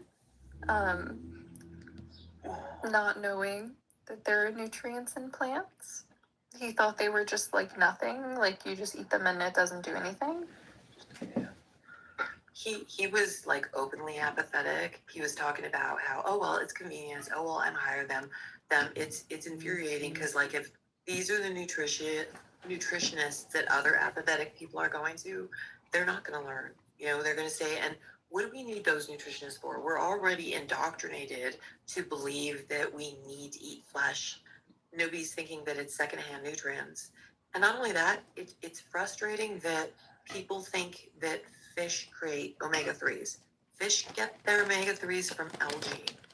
So you're not getting, it's not made in their bodies at all. Flax seeds are really good too. Yep, some flax seeds here. And hemp seeds, somebody's saying hemp seeds over here. I think chia too. Yeah. No, but I hear you. The apathy is one of the most frustrating things to me. like almost more so than someone being just like really passionate about something and they're wrong about it, is just like not caring. And also that's why I always tell people to see a registered dietitian, because studying for like a nutrition certificate is a very, very different experience than becoming a registered dietitian. A registered dietitian has to do a medical residency in a hospital, and I'm sure they exist, especially the ones that are selling programs and supplements and all of these things, registered dietitians that, you know, promote eating large amounts of animal flesh. But the majority, even if they're not vegan, agree that vegetables are really, really important. I'm pretty sure that person who said they didn't know vegetables had nutrients, they were probably just lying about studying nutrition. You know, crazy. They love to lie. Did they start their course just yesterday? Or even if you did. Yeah, he said he said he was starting. First he said he was studying to be a nutritionist. Then he said he was starting to study to be a nutritionist, but honestly, maybe he's just thinking about studying to be a nutritionist. Yeah. Oh yeah, studying to become one and being in like an actual course are two different things. Like, who are you learning from, Joe Rogan? Yeah. Exactly. Studying where? I think though that they say those things because they realize the people around them are ignorant and they haven't been questioned. So when they saw it, and like as soon as Jake said, "Look, here's my omega-3s," he goes, "Oh, okay, well, yeah. Well, still, I wouldn't, you know." So like it was refuted. He just didn't care, and Yeah. that's difficult.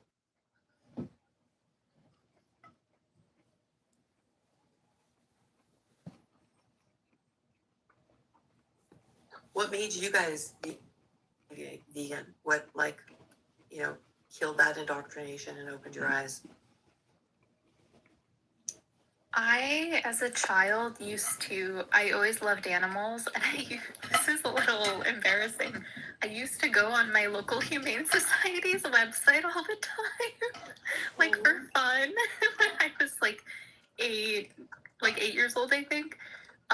And they had PETA listed in like their resources tab, because I would look at all of the dogs. I wanted to adopt a dog very badly. My family couldn't afford it at the time. And so I would just look at all the dogs, and you could also they had this program where you could get a stuffed animal that looked like one of the dogs, and the proceeds went to, you know, buying toys and food and everything for the dogs. And so I would like always ask for that for holidays.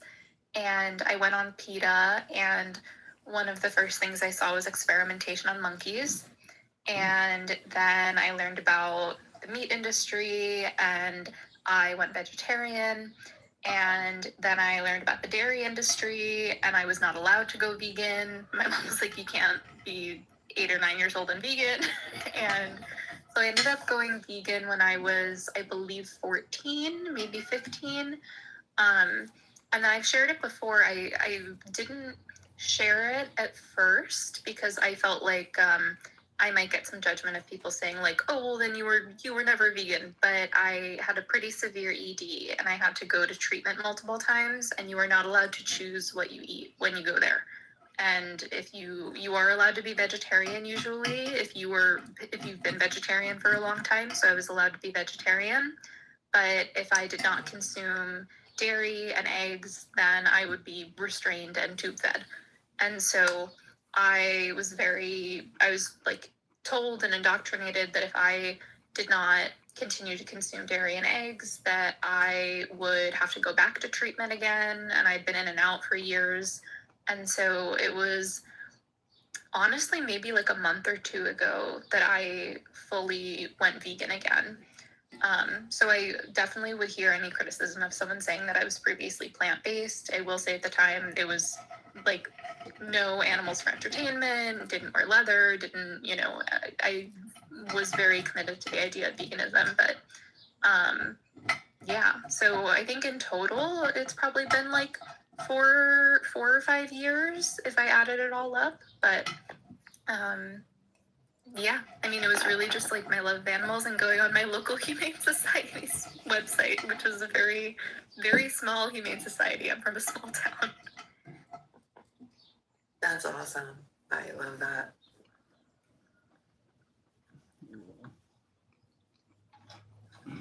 Yeah, that's a great story.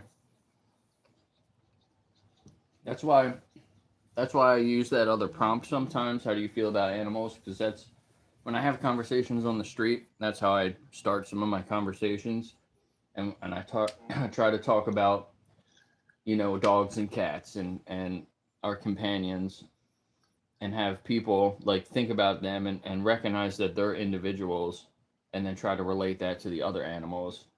Like why do we recognize our companions as individuals, but then we group together cows and pigs and chickens, and we treat them a certain way because we just view them as a group of animals, right? Like it's pretty sad, the mental gymnastics that we do to feel okay about exploiting these animals. Yeah. Yeah.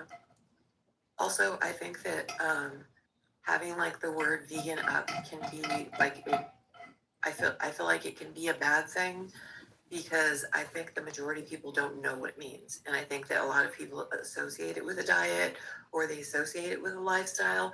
And like the victims are, still hidden in the background. Nobody ever thinks about them. And I think that when a person comes up and they don't know what it is, and once they are think that like they feel ignorant by what the vegans are saying, I feel like they become defensive, and then they're not going to learn. They're not going to care. It's about them, and they felt like quote unquote bullied, and I think then it's difficult to have a conversation. That's why I never use the vegan society definition. I feel like that's a definition for us, for us to go, oh, okay, yes, this makes sense, and here's why. But I feel like there are even vegans that I've seen use it wrong. Like as far as possible and practicable, I feel like that means things like if you have an illness and it is not up to you to end medical testing that these industries, these greed-driven industries, make money from doing. You don't have an option. Like this is what you can do. If you are driving down the road and you accidentally squish a bug, you're walking, whatever. This you didn't mean to. This is not the situation that you're in. You have to go into grocery stores because we live in a non-vegan society where there is flesh around us. We buy from plant industries that are run by non-vegans who are also greed-driven and don't care what animals they unalive or harm unnecessarily. They just choose to do that. And I've heard vegans say stuff like, oh, well, if you go to a function and the only thing that there is meat, yep, you're still vegan. No, you're not. If you're eating flesh, you're not vegan. Stop telling them that. We are not a club.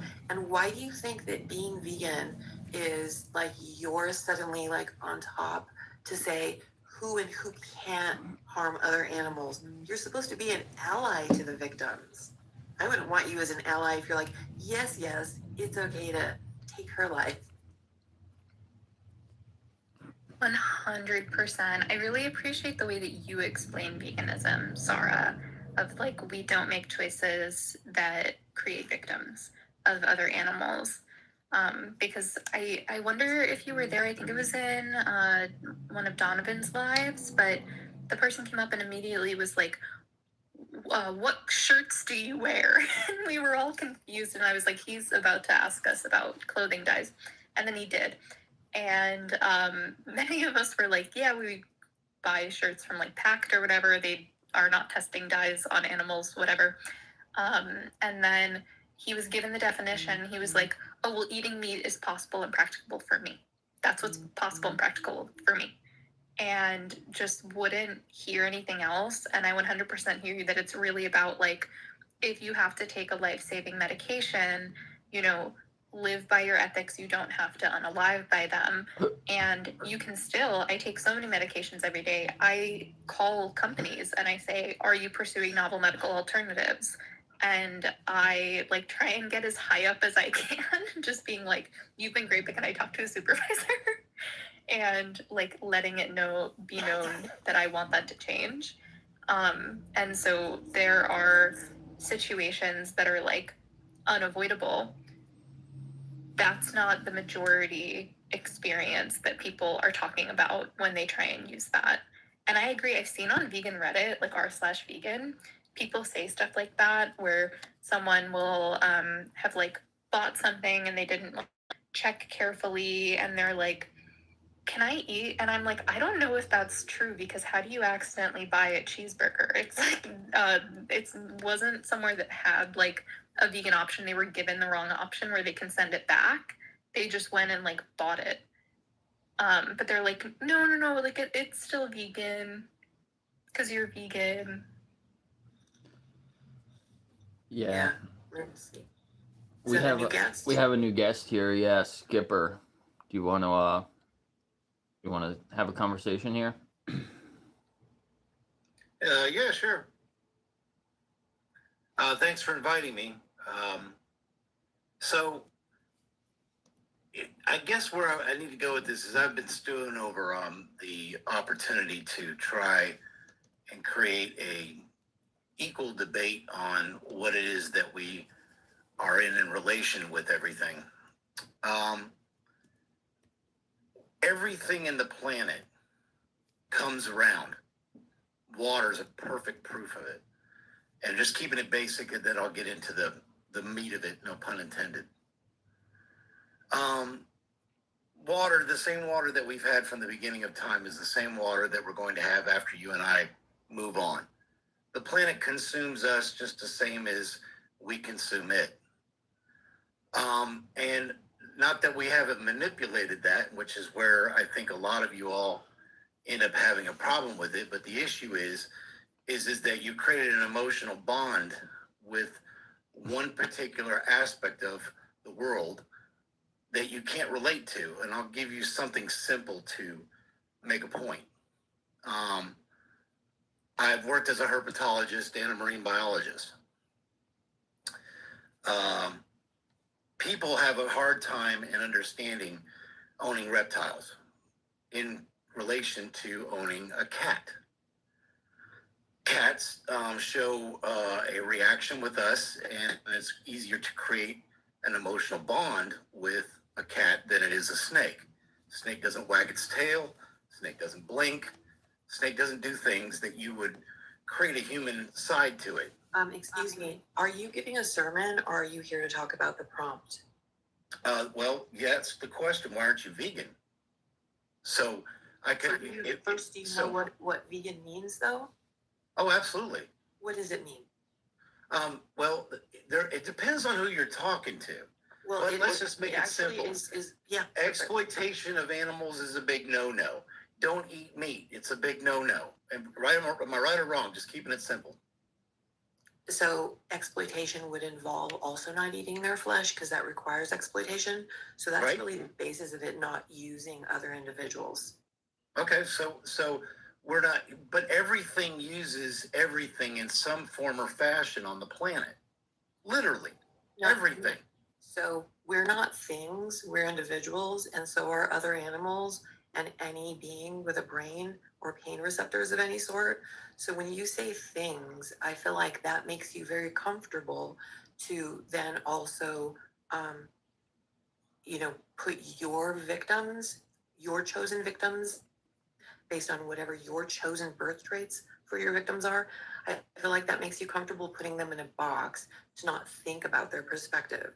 So but you've comforted yourself in being able to do things in comfort for yourself that consume animals, and you make that right because you may consider that a necessity.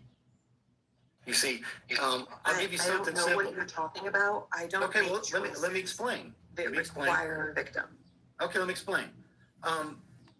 I'll track backwards, but let's start at this. So I had a conversation with another vegan about SAF. Do you know what that is? No. Okay. It's a fuel additive that they add to airplanes. Okay. And so this is just a simple aspect, and we can get into the making of steel, the making of rubber, the making of metal, all of those things use animal byproducts. I'm not interested. So here's where I'd like for you to go. Okay, are you the only one that I'm talking to here? Because if you're not interested, then why put your input in? I'm not, but here's the purpose of this live, okay? There's a lot of people who are not vegan, who don't, even consider the victims. And I'm sure they've got plenty of stories about them, focused on them. But if you could focus directly on the victims, you could see why we're trying to speak for them.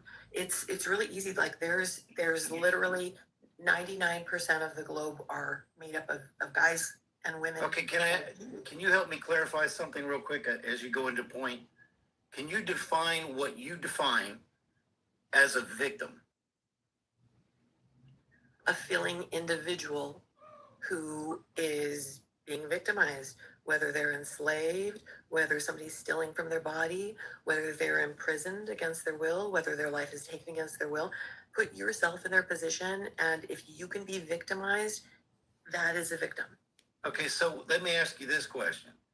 What in this world, in anything living, including yourself, doesn't get victimized in one form or fashion or another? You said thing again. So a plant is not a victim because a plant is not an individual with a brain or pain receptors. A plant doesn't feel fear. A plant doesn't feel pain. So when you keep skewing it together and you keep saying things and anything, that's like one of the problems. And it's not your fault. We've all been indoctrinated to use language that makes us comfortable supporting greed-driven people who not only cause mass suffering, but are also destroying the environment. Okay, But language matters. Okay, all right. Well, and so if you want me to create a scenario where I feel apologetic about an aspect of creating a word that you have distinguished as a way to prove that I'm somehow less than, then I'm sorry. Okay. What I'm going to explain to you is that you have separated life and death into categories because you've emotionally attached yourself to something that's living. You're separating death from having your life taken. Okay, Every single individual is going to pass away at some point, for lack of, for TikTok language, but not every single feeling individual is going to have their life taken from them against their will. There is a difference. If you were able to have a conversation with a parasite, it would explain to you that it's just trying to live. Parasites Does a parasite have feelings? Don't Absolutely. have conversations. Parasites are not individuals. You can't have a conversation with it. Doesn't mean it doesn't have feelings. Don't have brains or pain receptors, so no, they don't have. Parasites do have pain receptors. No. Absolutely, yes, ma'am. What parasite are you talking about? Yourself? Technically, you are too. Why are we talking about parasites? Sorry. We're talking about something that's living that has feelings. That's what we're talking about. Everything in the planet has some form or fashion of a victim aspect, whether it be the mites on your eyelashes to something that got into your system. Everything has a circle. And that's why I don't understand why it is that you all take an emotional base to one aspect. Everything's living. You consume living things because you can't assimilate with it because you can't put your feelings to it. Doesn't mean it wasn't living. So hold on. Your objective, no, ma'am, let me finish because I've let you finish. No. The objective of this was to ask me why I'm not a vegan, and if I give you supportive, positive evidence of explaining to you why it is that we're all a consumer. Okay. Here's the problem. When you say that the reason that we're not harming others is because we're in our emotions, you're making it about us. When I don't hit a child, it's not because I'm in my emotions, it's because that's basic decency. If I don't harm another human being, it's not because I'm in my emotions, it's because it's basic decency. If I see that somebody is suffering or being harmed or is terrified, acknowledging that and not wanting to be part of that harm isn't about being in my feelings. That's about basic decency. Emotional intelligence is something to be proud of. It's something to admire. It's not something to put down.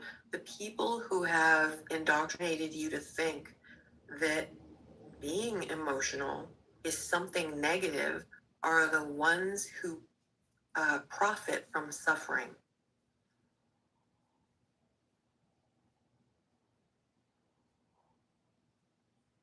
I am not indoctrinated. Okay, so please stop saying that. Okay, You are. We all were. No, ma'am, because I'm not a vegan and don't see it from your standpoint doesn't make me indoctrinated. I could say the same thing about you. You've been indoctrinated to put your emotional base to something that you can't even relate Did with. you even hear anything that I said, or were you talking the whole time you were muted? Were you talking to yourself? I heard what you said, and then I started. Okay, what did I say about emotion then? What did I say about emotion? If you heard it, what did I say? I locked it off when you started putting labels on me. Okay, so you didn't listen. So No, I heard emotion you. is I heard you important. right. I heard you till when you started creating me to be indoctrinated, and I don't appreciate that. Skipper, That's not we true. all were. I was too. It's a fact. You're indoctrinated now. You. But give me the No, definition now of I'm not. indoctrination, ma'am. Exactly. Being indoctrinated, I'm telling you, why did you ask a question if you're just going to keep talking? Because you hesitated. Being indoctrinated means that you have been led to believe something without any evidence. Yes. Okay, that's what it means. And so,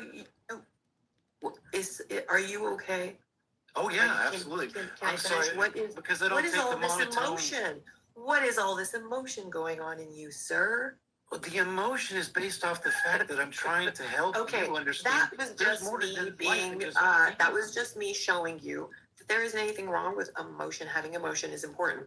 When you have an emotion because somebody is showing you something, and you suddenly realize that you're doing something horrible, and so your emotion leads you to be reactive in a negative way.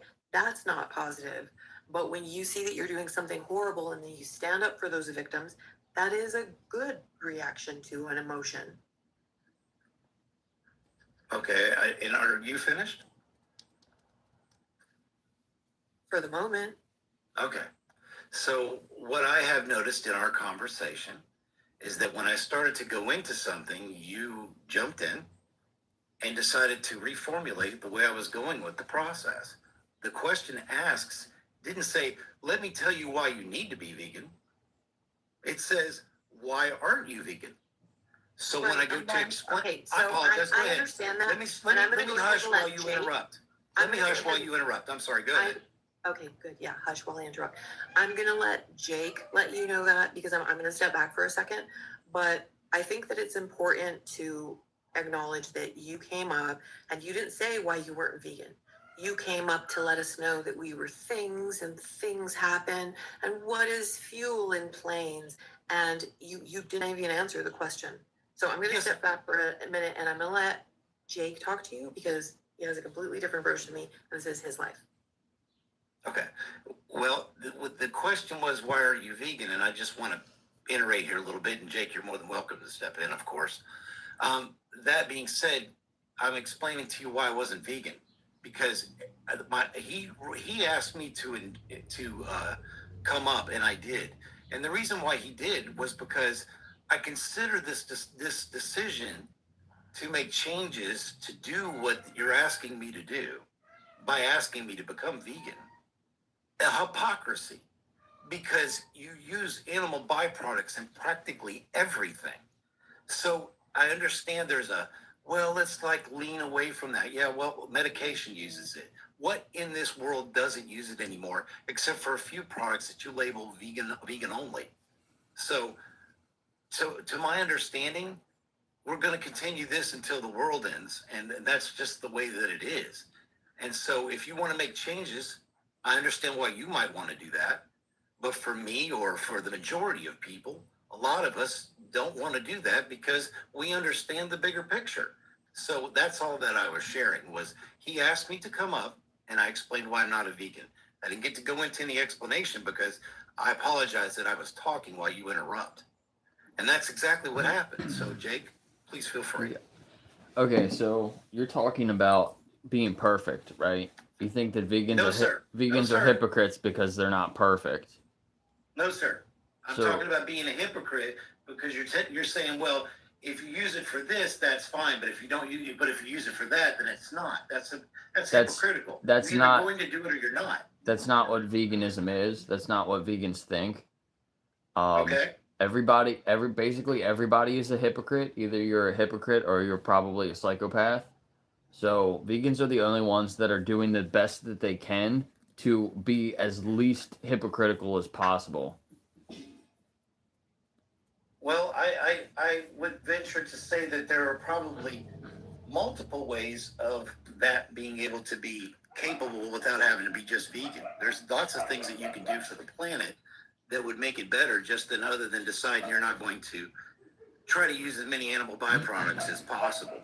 I mean, the fact of the matter is that everybody has a decision to get off the grid.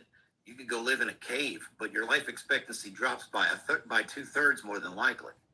So that all being said, then we figure out ways to be able to consume so that we can live longer and live a healthy life. Now, can you live your healthy life without having meat? You sure can, but you can do the same thing without electricity. Are you using electricity? Yes. Can I interject again? I'm sorry. I didn't like it. What is infuriating is the fact that you continue to pretend that you know what vegan is and you don't. Okay, and continue, you have a you continue, Skipper, you continue to bypass the perspective of your victims. That's all you're doing. Veganism is not about health. A vegan can be healthy if they so choose. This is about the victims. This is kind of like, I feel like the only way to put this to anti-vegans is to say, pretend we live in a cannibalistic society, and you start looking around and you're just like, what the hell, this is crazy. And so you become a human rights activist, and you do it because you see all the horrors. Cannibalizing is just one of the many horrors that is happening to certain human beings that have, I don't know, say one differing birth trait than the ones who are victimizing them. And so you're going around, you're trying to stop everything. You're trying to stop grape, you're trying to stop use of these individuals for, testing on. You're trying to stop, abuse for entertainment. You're trying to stop all of these things.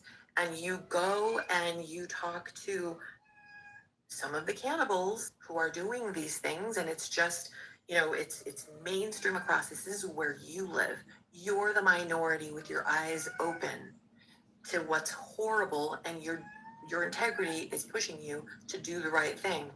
And the people say, oh my God, it's everywhere. What's wrong with you? Can't you just be healthy doing this? You think you're so great. Why don't you go live somewhere else? Like, you're literally in this society. This is the way it is, period. And if you were in charge, you would ensure that there were, like, even the word byproducts, that is literally like in this world, in this hypothetical scenario that I've set up. So we're wearing, people's eyeballs as earrings, and we're like, this is a byproduct. Like, that's part of the victim. Byproduct, like, really, really sets you up to feel incredibly comfortable with stealing from the bodies of other individuals and acting like they were yours all along to take from. Why can't you see? You said, look at the big picture. Why isn't the perspective of your victims in that picture? All right, we're gonna try to bring up the next person. The only reason that I left him up there that long was because we didn't have any other requests, but we have another request now, so.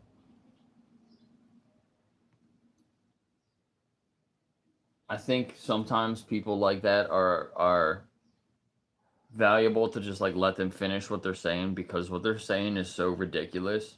I think other people can hear that and be like, that like, why why are we exploiting these cows and pigs and chickens and turkeys and ducks, and because parasites can feel or whatever, and parasites want to live. Like, that has nothing to do with, they have nothing to do with each other. So all the stuff that he was saying, and he gets into like the environment and things like that. Well, living vegan is the best thing you can do for the environment, but also that it's like a red herring. He keeps going from one thing to another, trying to deflect attention from what we're actually talking about, because he has no valid argument. 100%. Oh, sorry, Carl. You go ahead. Yeah, I think I saw remember a debate he had with Vegan King, where he was basically just saying, because you went on a plane once, and planes might use animal thing products in their fuel. Basically, a vegan. That was basically the conversation of about 20 minutes.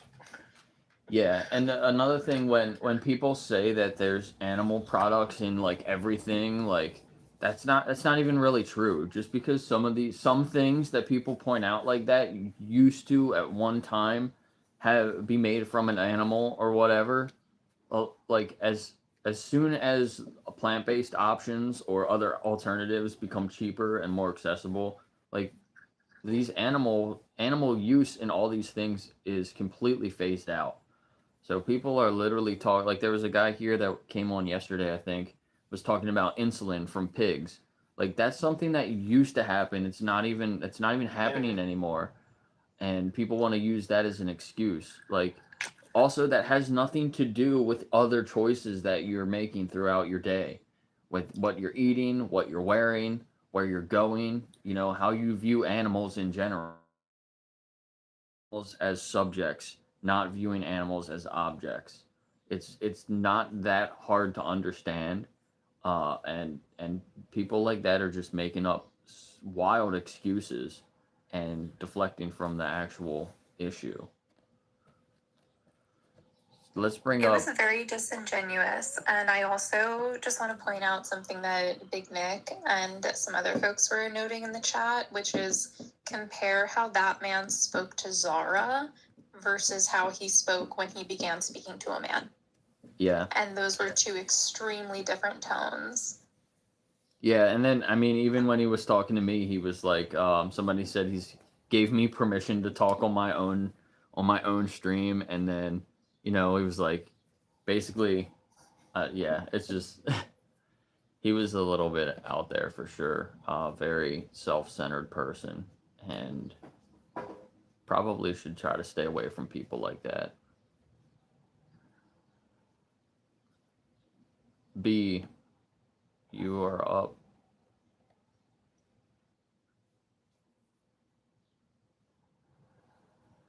You have to unmute your microphone. You want to tell me why you're not vegan? Is it working? Yeah, I can hear you now. Oh, okay, cool. No, first of all, I'm a farm person that lives in the Midwest, and I will say that I don't know where you get your food, but I'm just going to probably throw it out there that you get it from the supermarket. Is that correct? Yes, I get a lot of my food from a supermarket. Okay. Do you grow a lot of your food, or do you raise a lot of your food, or any of that, or How do you raise food? You mean animals? just you grow your own food, or do you? Is that how you? Yeah, some food I grow myself. Some food I get from local farmers. There is actually a veganic farmer in my town, so I get food from her sometimes, but I can only get that on the weekends. But yeah, I do go to the grocery store and I do buy plants from the grocery store, but I'm pretty conscious about what companies I'm supporting, and where that food's coming from. And I think it's fine to live the way that you do, you know, and I think that if you want to do that, then more power to you. We're in America, but to condone or to ask other people to, you know, live a different life than that they want to live, then I think that that's where, like the last guy, you know, kind of had a little bit of an issue. And I see what he's saying. Like, for example, if you use, I don't know if you live on the West Coast or the East Coast, but like if you live on the West Coast, you probably have hydroelectric dams, which, you know, you're using the electricity, and where does the electricity come from? The rivers, which in turn kill the fish. I mean, we know that. Okay.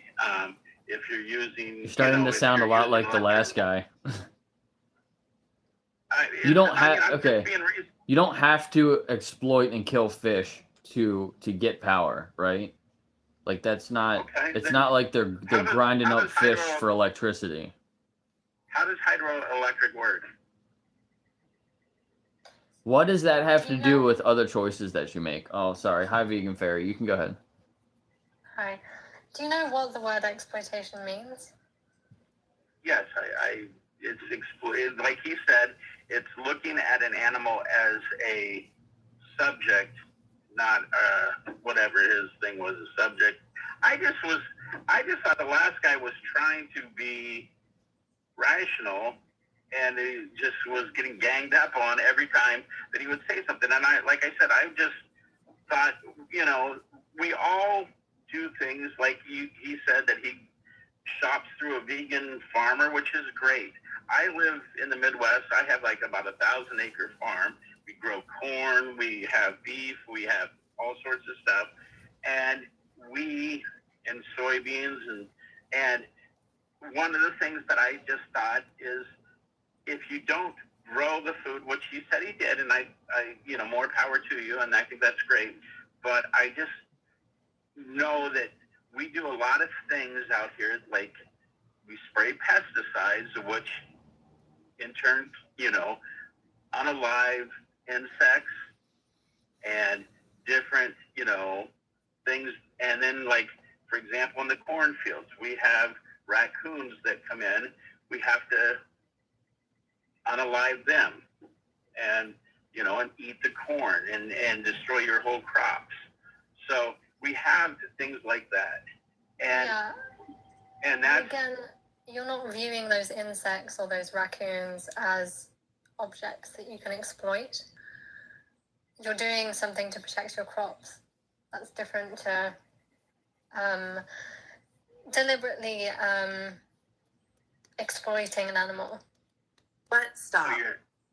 Murdering a raccoon and yeah, using I'm not saying it's okay. Yeah. Yeah, no, like I really hate this argument, because like if you were an ally for me and I was the victim, and I'm living in a living on a planet filled with millions of different sentient species, and one sentient species thinks my life and the earth belongs to them, and I'm just trying to live, and this guy's protecting his crops, he's selling this. This guy is an exploiter. This guy is an abuser. This guy doesn't care about who he's harming. So don't give him any reason to feel better about doing the wrong thing. None of this is necessary. He's not like some small little guy living it. He's on TikTok making excuses for abuse. Yeah, I was going to bring up that pesticides aren't actually necessary. You don't need to be using pesticides. Neither is I would taking always... live raccoons. No, I know. I've never even heard of raccoons being a problem for crops before. But, you know, yeah, death sometimes happens in crop production. And dude, you don't need to be using pesticides. You don't need to be killing raccoons. But you certainly don't need to be exploiting animals, like, period. Yeah, and B, when you came up... Oh, go ahead. You finish. I was just going to ask him why he thinks... What, like, does he not see an issue with this?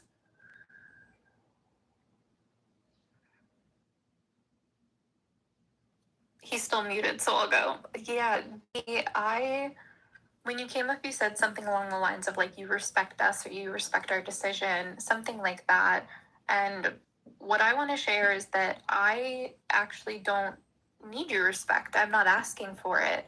I appreciate like the politic of wanting to like tell someone that you like respect them. But what we want is for people to respect the victims in this situation. We are allies to them and voices for them, but we are not them.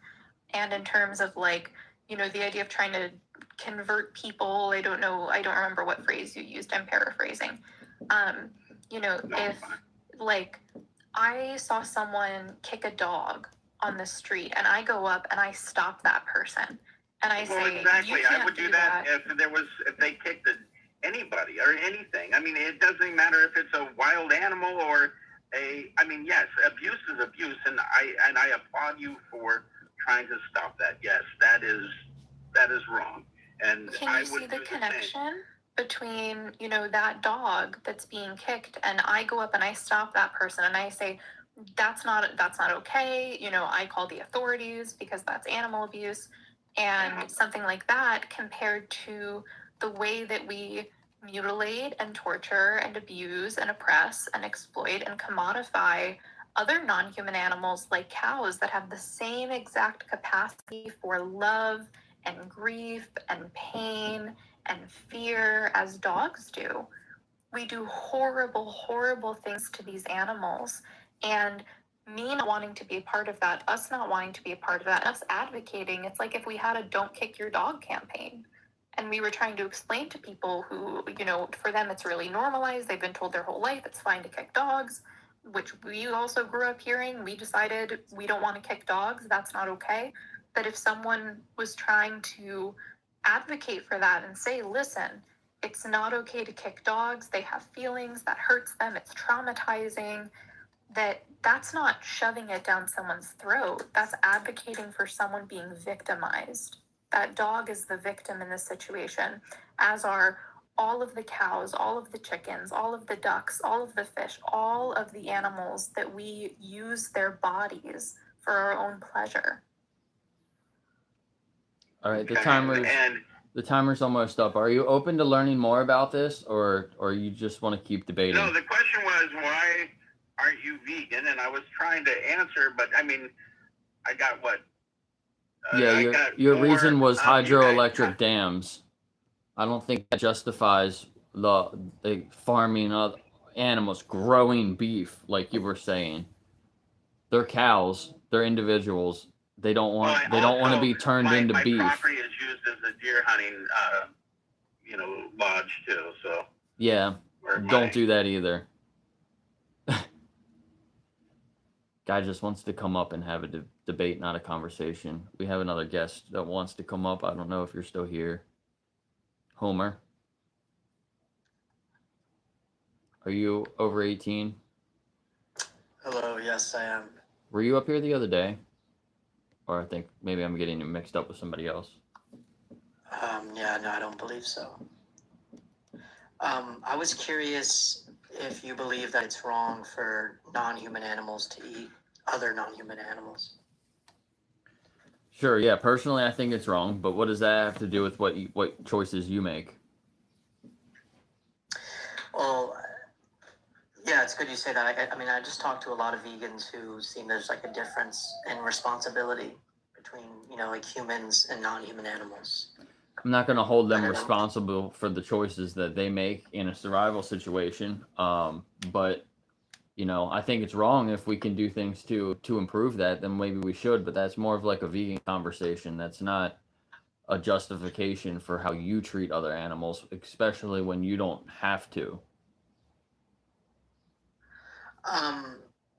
Well, like, take for example, like I have a cat, and sometimes like a lizard will sneak inside my house, and my cat doesn't need to eat a lizard, so it's unnecessary. Would you say like the cat eating a lizard is exploitation, or that it's immoral for the cat to do that?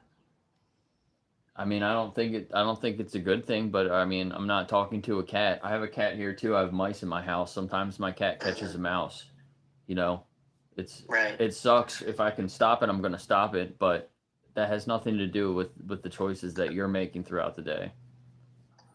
Well, this is, I guess, where we might disagree, because we obviously evolved from non-human animals, right? That were not really relevantly different from like a cat nowadays, right? We share a common ancestor. We didn't evolve from chimpanzees or monkeys. If that's what you're saying, we share a common ancestor with them. No, we Just for evolved from, clarification. yeah, we evolved from animals that were not human, right? We are human species before us. Our ancestors were not humans.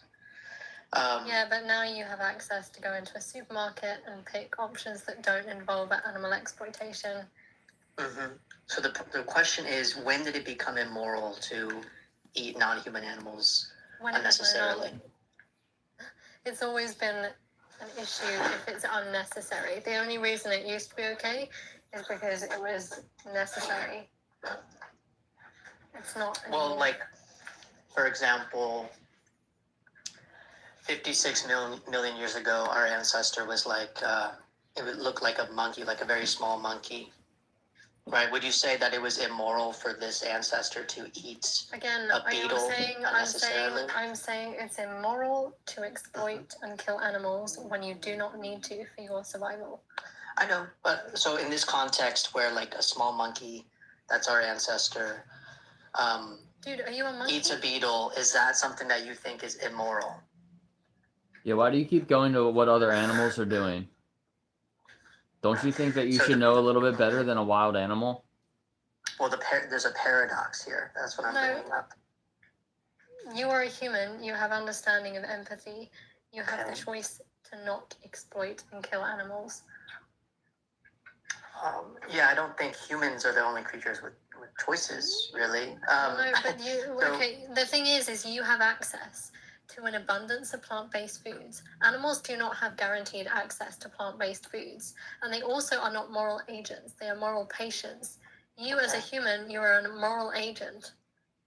Well, when did humans become moral agents? When along the evolutionary process did that happen? We've always been moral agents, but we just used to have to consume animal products or meat, for example, to survive a long time ago. So you can still be. So if you were, for example, stuck and you had absolutely no access to plant foods, okay, you were out lost in the wild, I don't know where, and the only food available was, meat. You had to either take the life of an animal or you had to starve. Then, I would say it's not necessarily like as much of a moral issue for you to take the life of an animal because you're doing it to survive, okay? But so yeah, it's more understandable. But now, that's what we're talking about. We're but it's saying not what I'm talking about. No, but that's the point. It is wrong for you to needlessly, unnecessarily exploit and kill animals.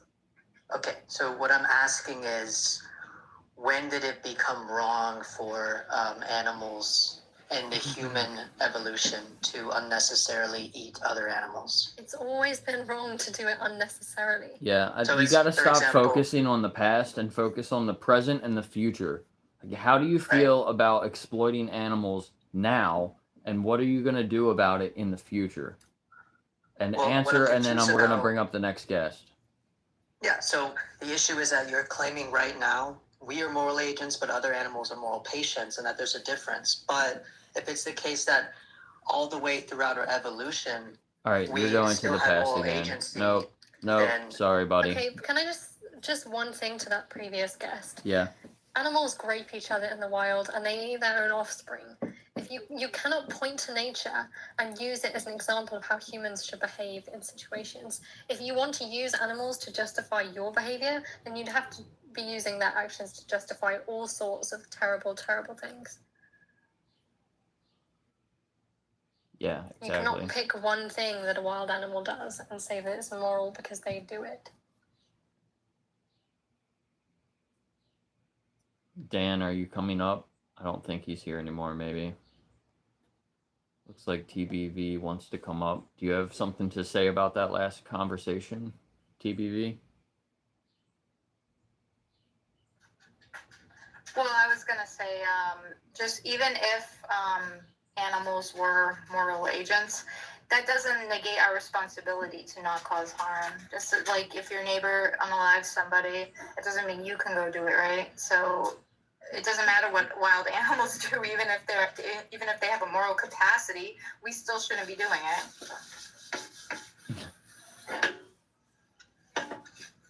Yeah, exactly. Big Nick says my neighbor's dog eats cat turds out of the litter box.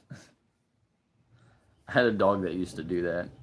He'd steal the cat's poop out of the litter box and run around the house with it.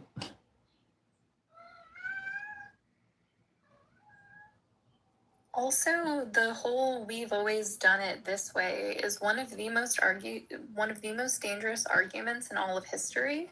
That is one of the most dangerous mindsets. It's been used to justify all different sorts of oppression, and I think it's very disingenuous to come up to have a conversation and all you want to talk about is evolution, or this many years ago we did this. Okay, if you were in a plane crash in the middle of winter and there was nothing growing, you might eat another human being like who already passed. Like, comparing a survival situation to someone having choices now to making 3 to 6 choices every single day what you consume is just disingenuous. It has nothing to do with what we're talking about.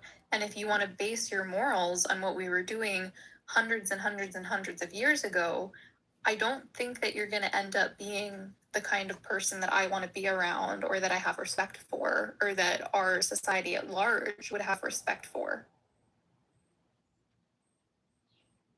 I agree, and that's why I think it's really important that vegans, as allies to other animals, always put the focus on the victims. When we say stuff like, well, you have the responsibility, you're talking about a person, you're propping them up, you're whatever. The individuals who are suffering are their victims. They need to see that that individual is suffering. They don't even see an individual. They see what they think is a thing. When they hear the moos of a cow or the clucks of a chicken, they don't hear any differing sounds or look at the position that individual is in to see what sounds are happy, what sounds feel safe, what sounds are fear. Like, these things are basic things to anybody who's ever even been around. Basic to anybody who's a critical thinker, but also even those who aren't or haven't been. If you've been around an infant, it's really easy to go, okay, here's what needs to happen. All right, we have another guest up here, Jump. How we doing, guys? Oh, sorry. I didn't mean to meet How you we again. doing, guys? Doing well. How are you? Doing pretty good. So, have you ever thought about being vegan? No, actually. I'm kind of on the other side of the debate on this. I don't really think that humans were developed to be vegan or vegetarian. I think that we are built to be carnivores. Carnivores, though. That's crazy. Why is it crazy? Why do you think that we're carnivores? I think our bone structure, the way that our bodies, our digestion system Our works. claws and our fangs. Well, no, we do have canine teeth, so. You think you What are could go canines? tear up some animals with your canines? Do I think I can tear up some animals with my canines? No. We typically use tools in order to. Right. You know. Well, I thought you were a carnivore, though. Right. What is a carnivore? Well, you tell me. Carnivore is one that eats meat.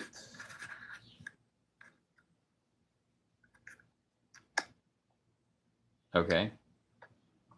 Why should I be vegan? Well, how do you feel about other animals? Well, God made animals for us to eat. Did God say that you're a carnivore? Did he say that I'm not?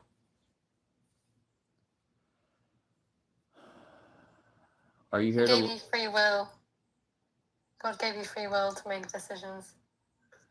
learn more, or are you just trying to debate? Vegan Heretic, do you want to come up and talk religion with him? This will probably be the last conversation for today.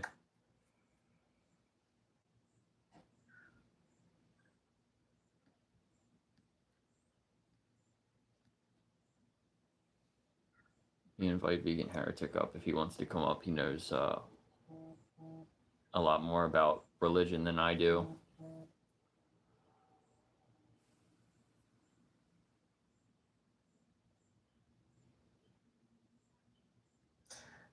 I mean, technically speaking, God didn't even create these animals that you're currently eating. They're selectively bred by humans, so... We've taken God's animals and completely changed them to benefit us and to at their detriment. I don't think God would be happy with us changing his creations.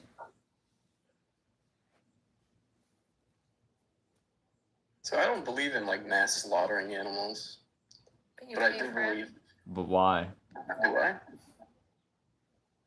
Well, yeah, if you purchase meat, you're paying for the mass slaughter of animals. That's what happens in order to But provide if you go local to a farmer, they still kill the animals. That's still right? That's like how they're still feeding the same amount of people, whether it's all on local farms or factory farms. Jeez, did I finally get on? Yeah. So sorry about that. I'm still blind, confused on TikTok. Yeah, there's a learning curve for sure. Oh, but hey, man, somebody said something about God created animals for food. I'd be happy to talk about that. Is that what you base your reason for not being vegan? not only that, but protein. Okay, we'll start out with a simple one, and the reason Jake invited me on, and I'd be happy to do that. When God made animals, we're talking about Genesis chapter 1. We've got two accounts of it in Genesis chapter 1 and 2. Now, both accounts, no matter which one you choose to use, was in a place called the Garden of Eden. There was no death. There was no way possibly animals were created for the purpose of food. I think you're a little bit off on that one. You might not understand the text properly. So in the Garden of Eden, right? They ate the apple, the forbidden fruit. Uh-huh. Right, which that in turn turned into sin. Well, what that was whether it was a lot of Christians, some will believe that's a literal story, some will believe it's just mythical, not that it's wrong, but it was just a story to relay a truth using something more poetic, like the eating of an apple. But regardless, the bottom line of that would be it was signaling that man didn't want to live under God's law, that he wanted to do things on his own. And that was breaking the relationship with God. But that's really not relevant to the vegan question that you had earlier. Okay, or excuse me, your comment against veganism in that God created animals for food. As I said, I gave you a couple places. I can give you lots more, but I don't know how much. I don't want to really turn this into a Bible study on Jake. That'll drive him crazy. I've done that to him in the past, but really, it's to say that God made animals for food. There's no way you can prove that from Scripture unless you wanted, and that's what I'm here to talk about. If you wanted to, if not, then I'm hoping you'll reconsider your objection to it. But now it does say don't eat hooved animals, correct? Okay, your original thing was you said God created animals for food. Have we finished discussing whether or not that was true before we move into what animals with hooves and things like that? God gave us the land. God gave us free will. You didn't answer my question, though, dude. I really need you to finish with one thing for another because, you could jump up with one verse and that could take 20 minutes to explain the context of that one verse so that it could be properly understood. And I don't really think that's fair to everybody listening. Your original thing was you said God made animals for food. I gave you some doctrine such as God created animals in the Garden of Eden where there was no death, so it's impossible for them to be made for food. Can you now concede you were wrong on saying that? And then we can move on to your next question.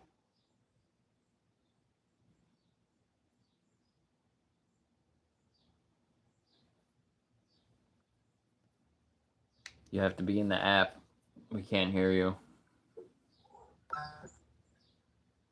Genesis 9:3 states that I give you. Literally He's- Googling yeah. scripture right now He's with some looking AI it up. summary about the Bible saying that it's fine to It's in the consume Bible. flesh. No. Hey man, I will definitely go to Genesis 9:3. I love Genesis 9:3. It's a wonderful study, but your original comment was God made animals for food. I'm going to need you to concede and admit you were wrong on that one before we move to a whole nother verse, a whole nother context, and a whole nother subject. Do not believe that I'm wrong. No. Then once again, can you give me some proof from scripture that God made animals for food when we only have one account of the place where he made them? And he made them in Genesis chapter 1 and Genesis chapter 2. There's two accounts of creation. The first one starts in Genesis 1 and ends in Genesis 2:3. The second account begins in Genesis 2:4 and goes on from there to the end of chapter 2. So in both of those accounts, when he talks about creating animals, there was a place of no death. There was no sin. There was no evil. God said it's not good for man to be alone. And the reason for his saying he created them was to give Adam companionship. So Adam had animals like pets, just like we currently today have dogs and cats. So tell me where I am wrong then, if you can. So I would say that you're structuring the question in a way that's kind of forcing me to, put my arm behind my back. But I definitely say that domestication of animals is more or less human, obviously. Okay. So again, you're moving on to another subject. I want you to go back to what you started with, because I find that a lot of people do this. They just pick verses here and there, like you did Genesis 9:3, or now you're going to go to talk about domestication, when you can't get to your beginning comment is that God created animals for food. I have given you a couple chapters, but I can even break it down to verses. With Genesis 1:29, God made us vegan. Genesis 1:30, he made the animals vegan. And in Genesis 1:31, he said it was very good. Not just good. Does it say vegan? It says plants will be your food. And it's a place of no death. There's no way to get food from animals unless there is death.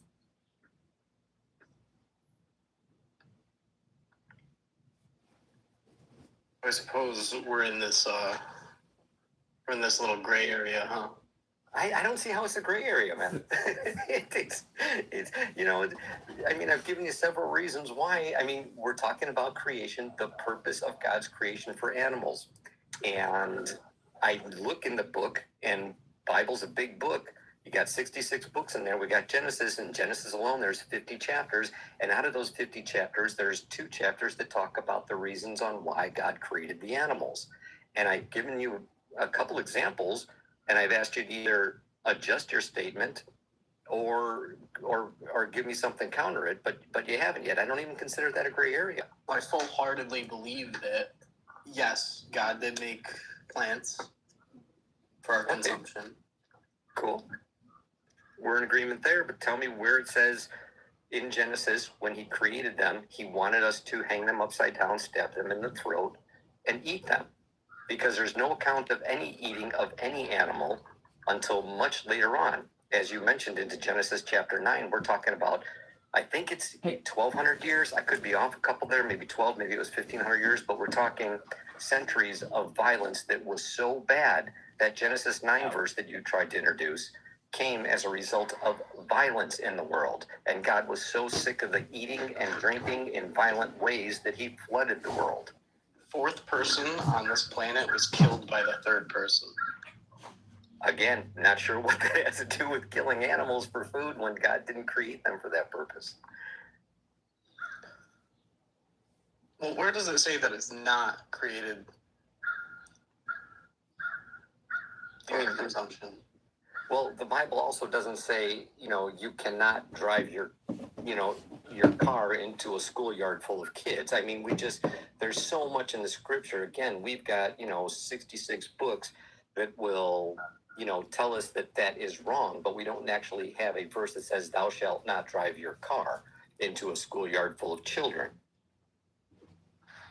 Right, but the Bible does say not to eat hoofed animals, right? It does give you a list of things that you can eat. Do you understand the context of that, though? That's coming in. Okay, you're going to bring up Leviticus.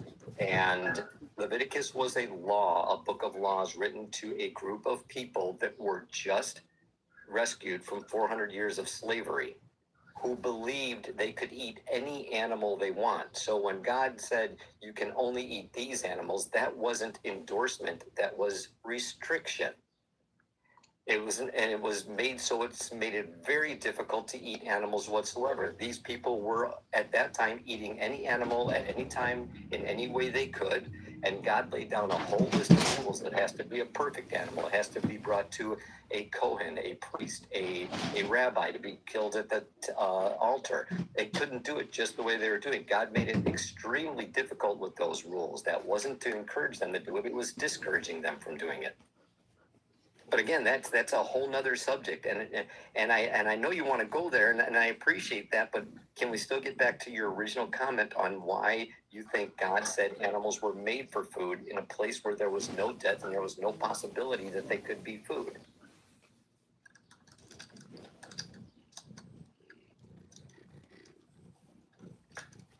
All right, I know it's a lot to think of, dude. I went through the same thing, dude. If I sound like I'm being mean or anything, I don't mean to. And I guess I should, I just want to say that. But the same questions I'm bringing up to you are the questions I brought up to myself, which is why I ended up becoming a vegan, which is why I feel that my faith has made me be vegan. We're out of time, so get your last comments in. And Oh, I'm sorry, dude. See, that's what happens when everybody picks up one verse. Sorry, dude.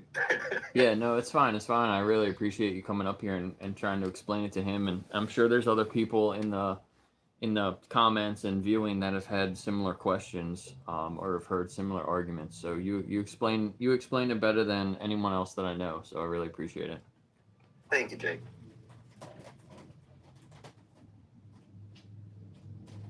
And he's gone. Okay, anybody else have anything they want to say? My cat is freaking out. Come here. I love that. I think you need to be on more lives. Yeah, definitely. Who, me? Me? Yeah. Oh, I try, but honestly, you guys, TikTok is so confusing to me. I'm like sitting here like, Jake, I'm so envious that you are figuring this stuff out. I'm trailing behind you going, please, I got to figure this out. Yeah, I'll definitely invite you up more when I'm doing mine. You can come up and we can like co-host maybe sometimes too. That would be cool. Oh, I love it. I welcome the opportunity, man. You've always been very gracious to me. We have opposing points of view, but you treat me very fairly. I appreciate that. You, VSL, there's quite a few of you guys out there that have been very kind to me and my religious fanaticism. I mean, I think there's nothing wrong. Like, if you want to be religious, just don't use it to, like, exploit the animals. I mean, I love it, like, when religious vegans are in the live because they're few and far, you know? So there's not that many around that I know of, at least. So I think it's great when we have the Christian vegans or the Muslim vegans, you know, to debunk what the BS that these people spew. Oh, thank you.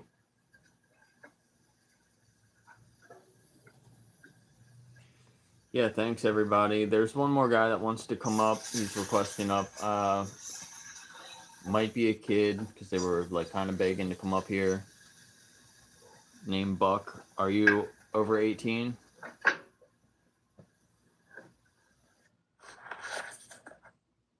Buck.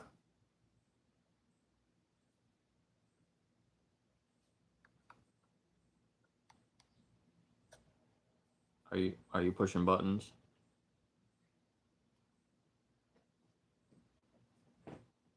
All right.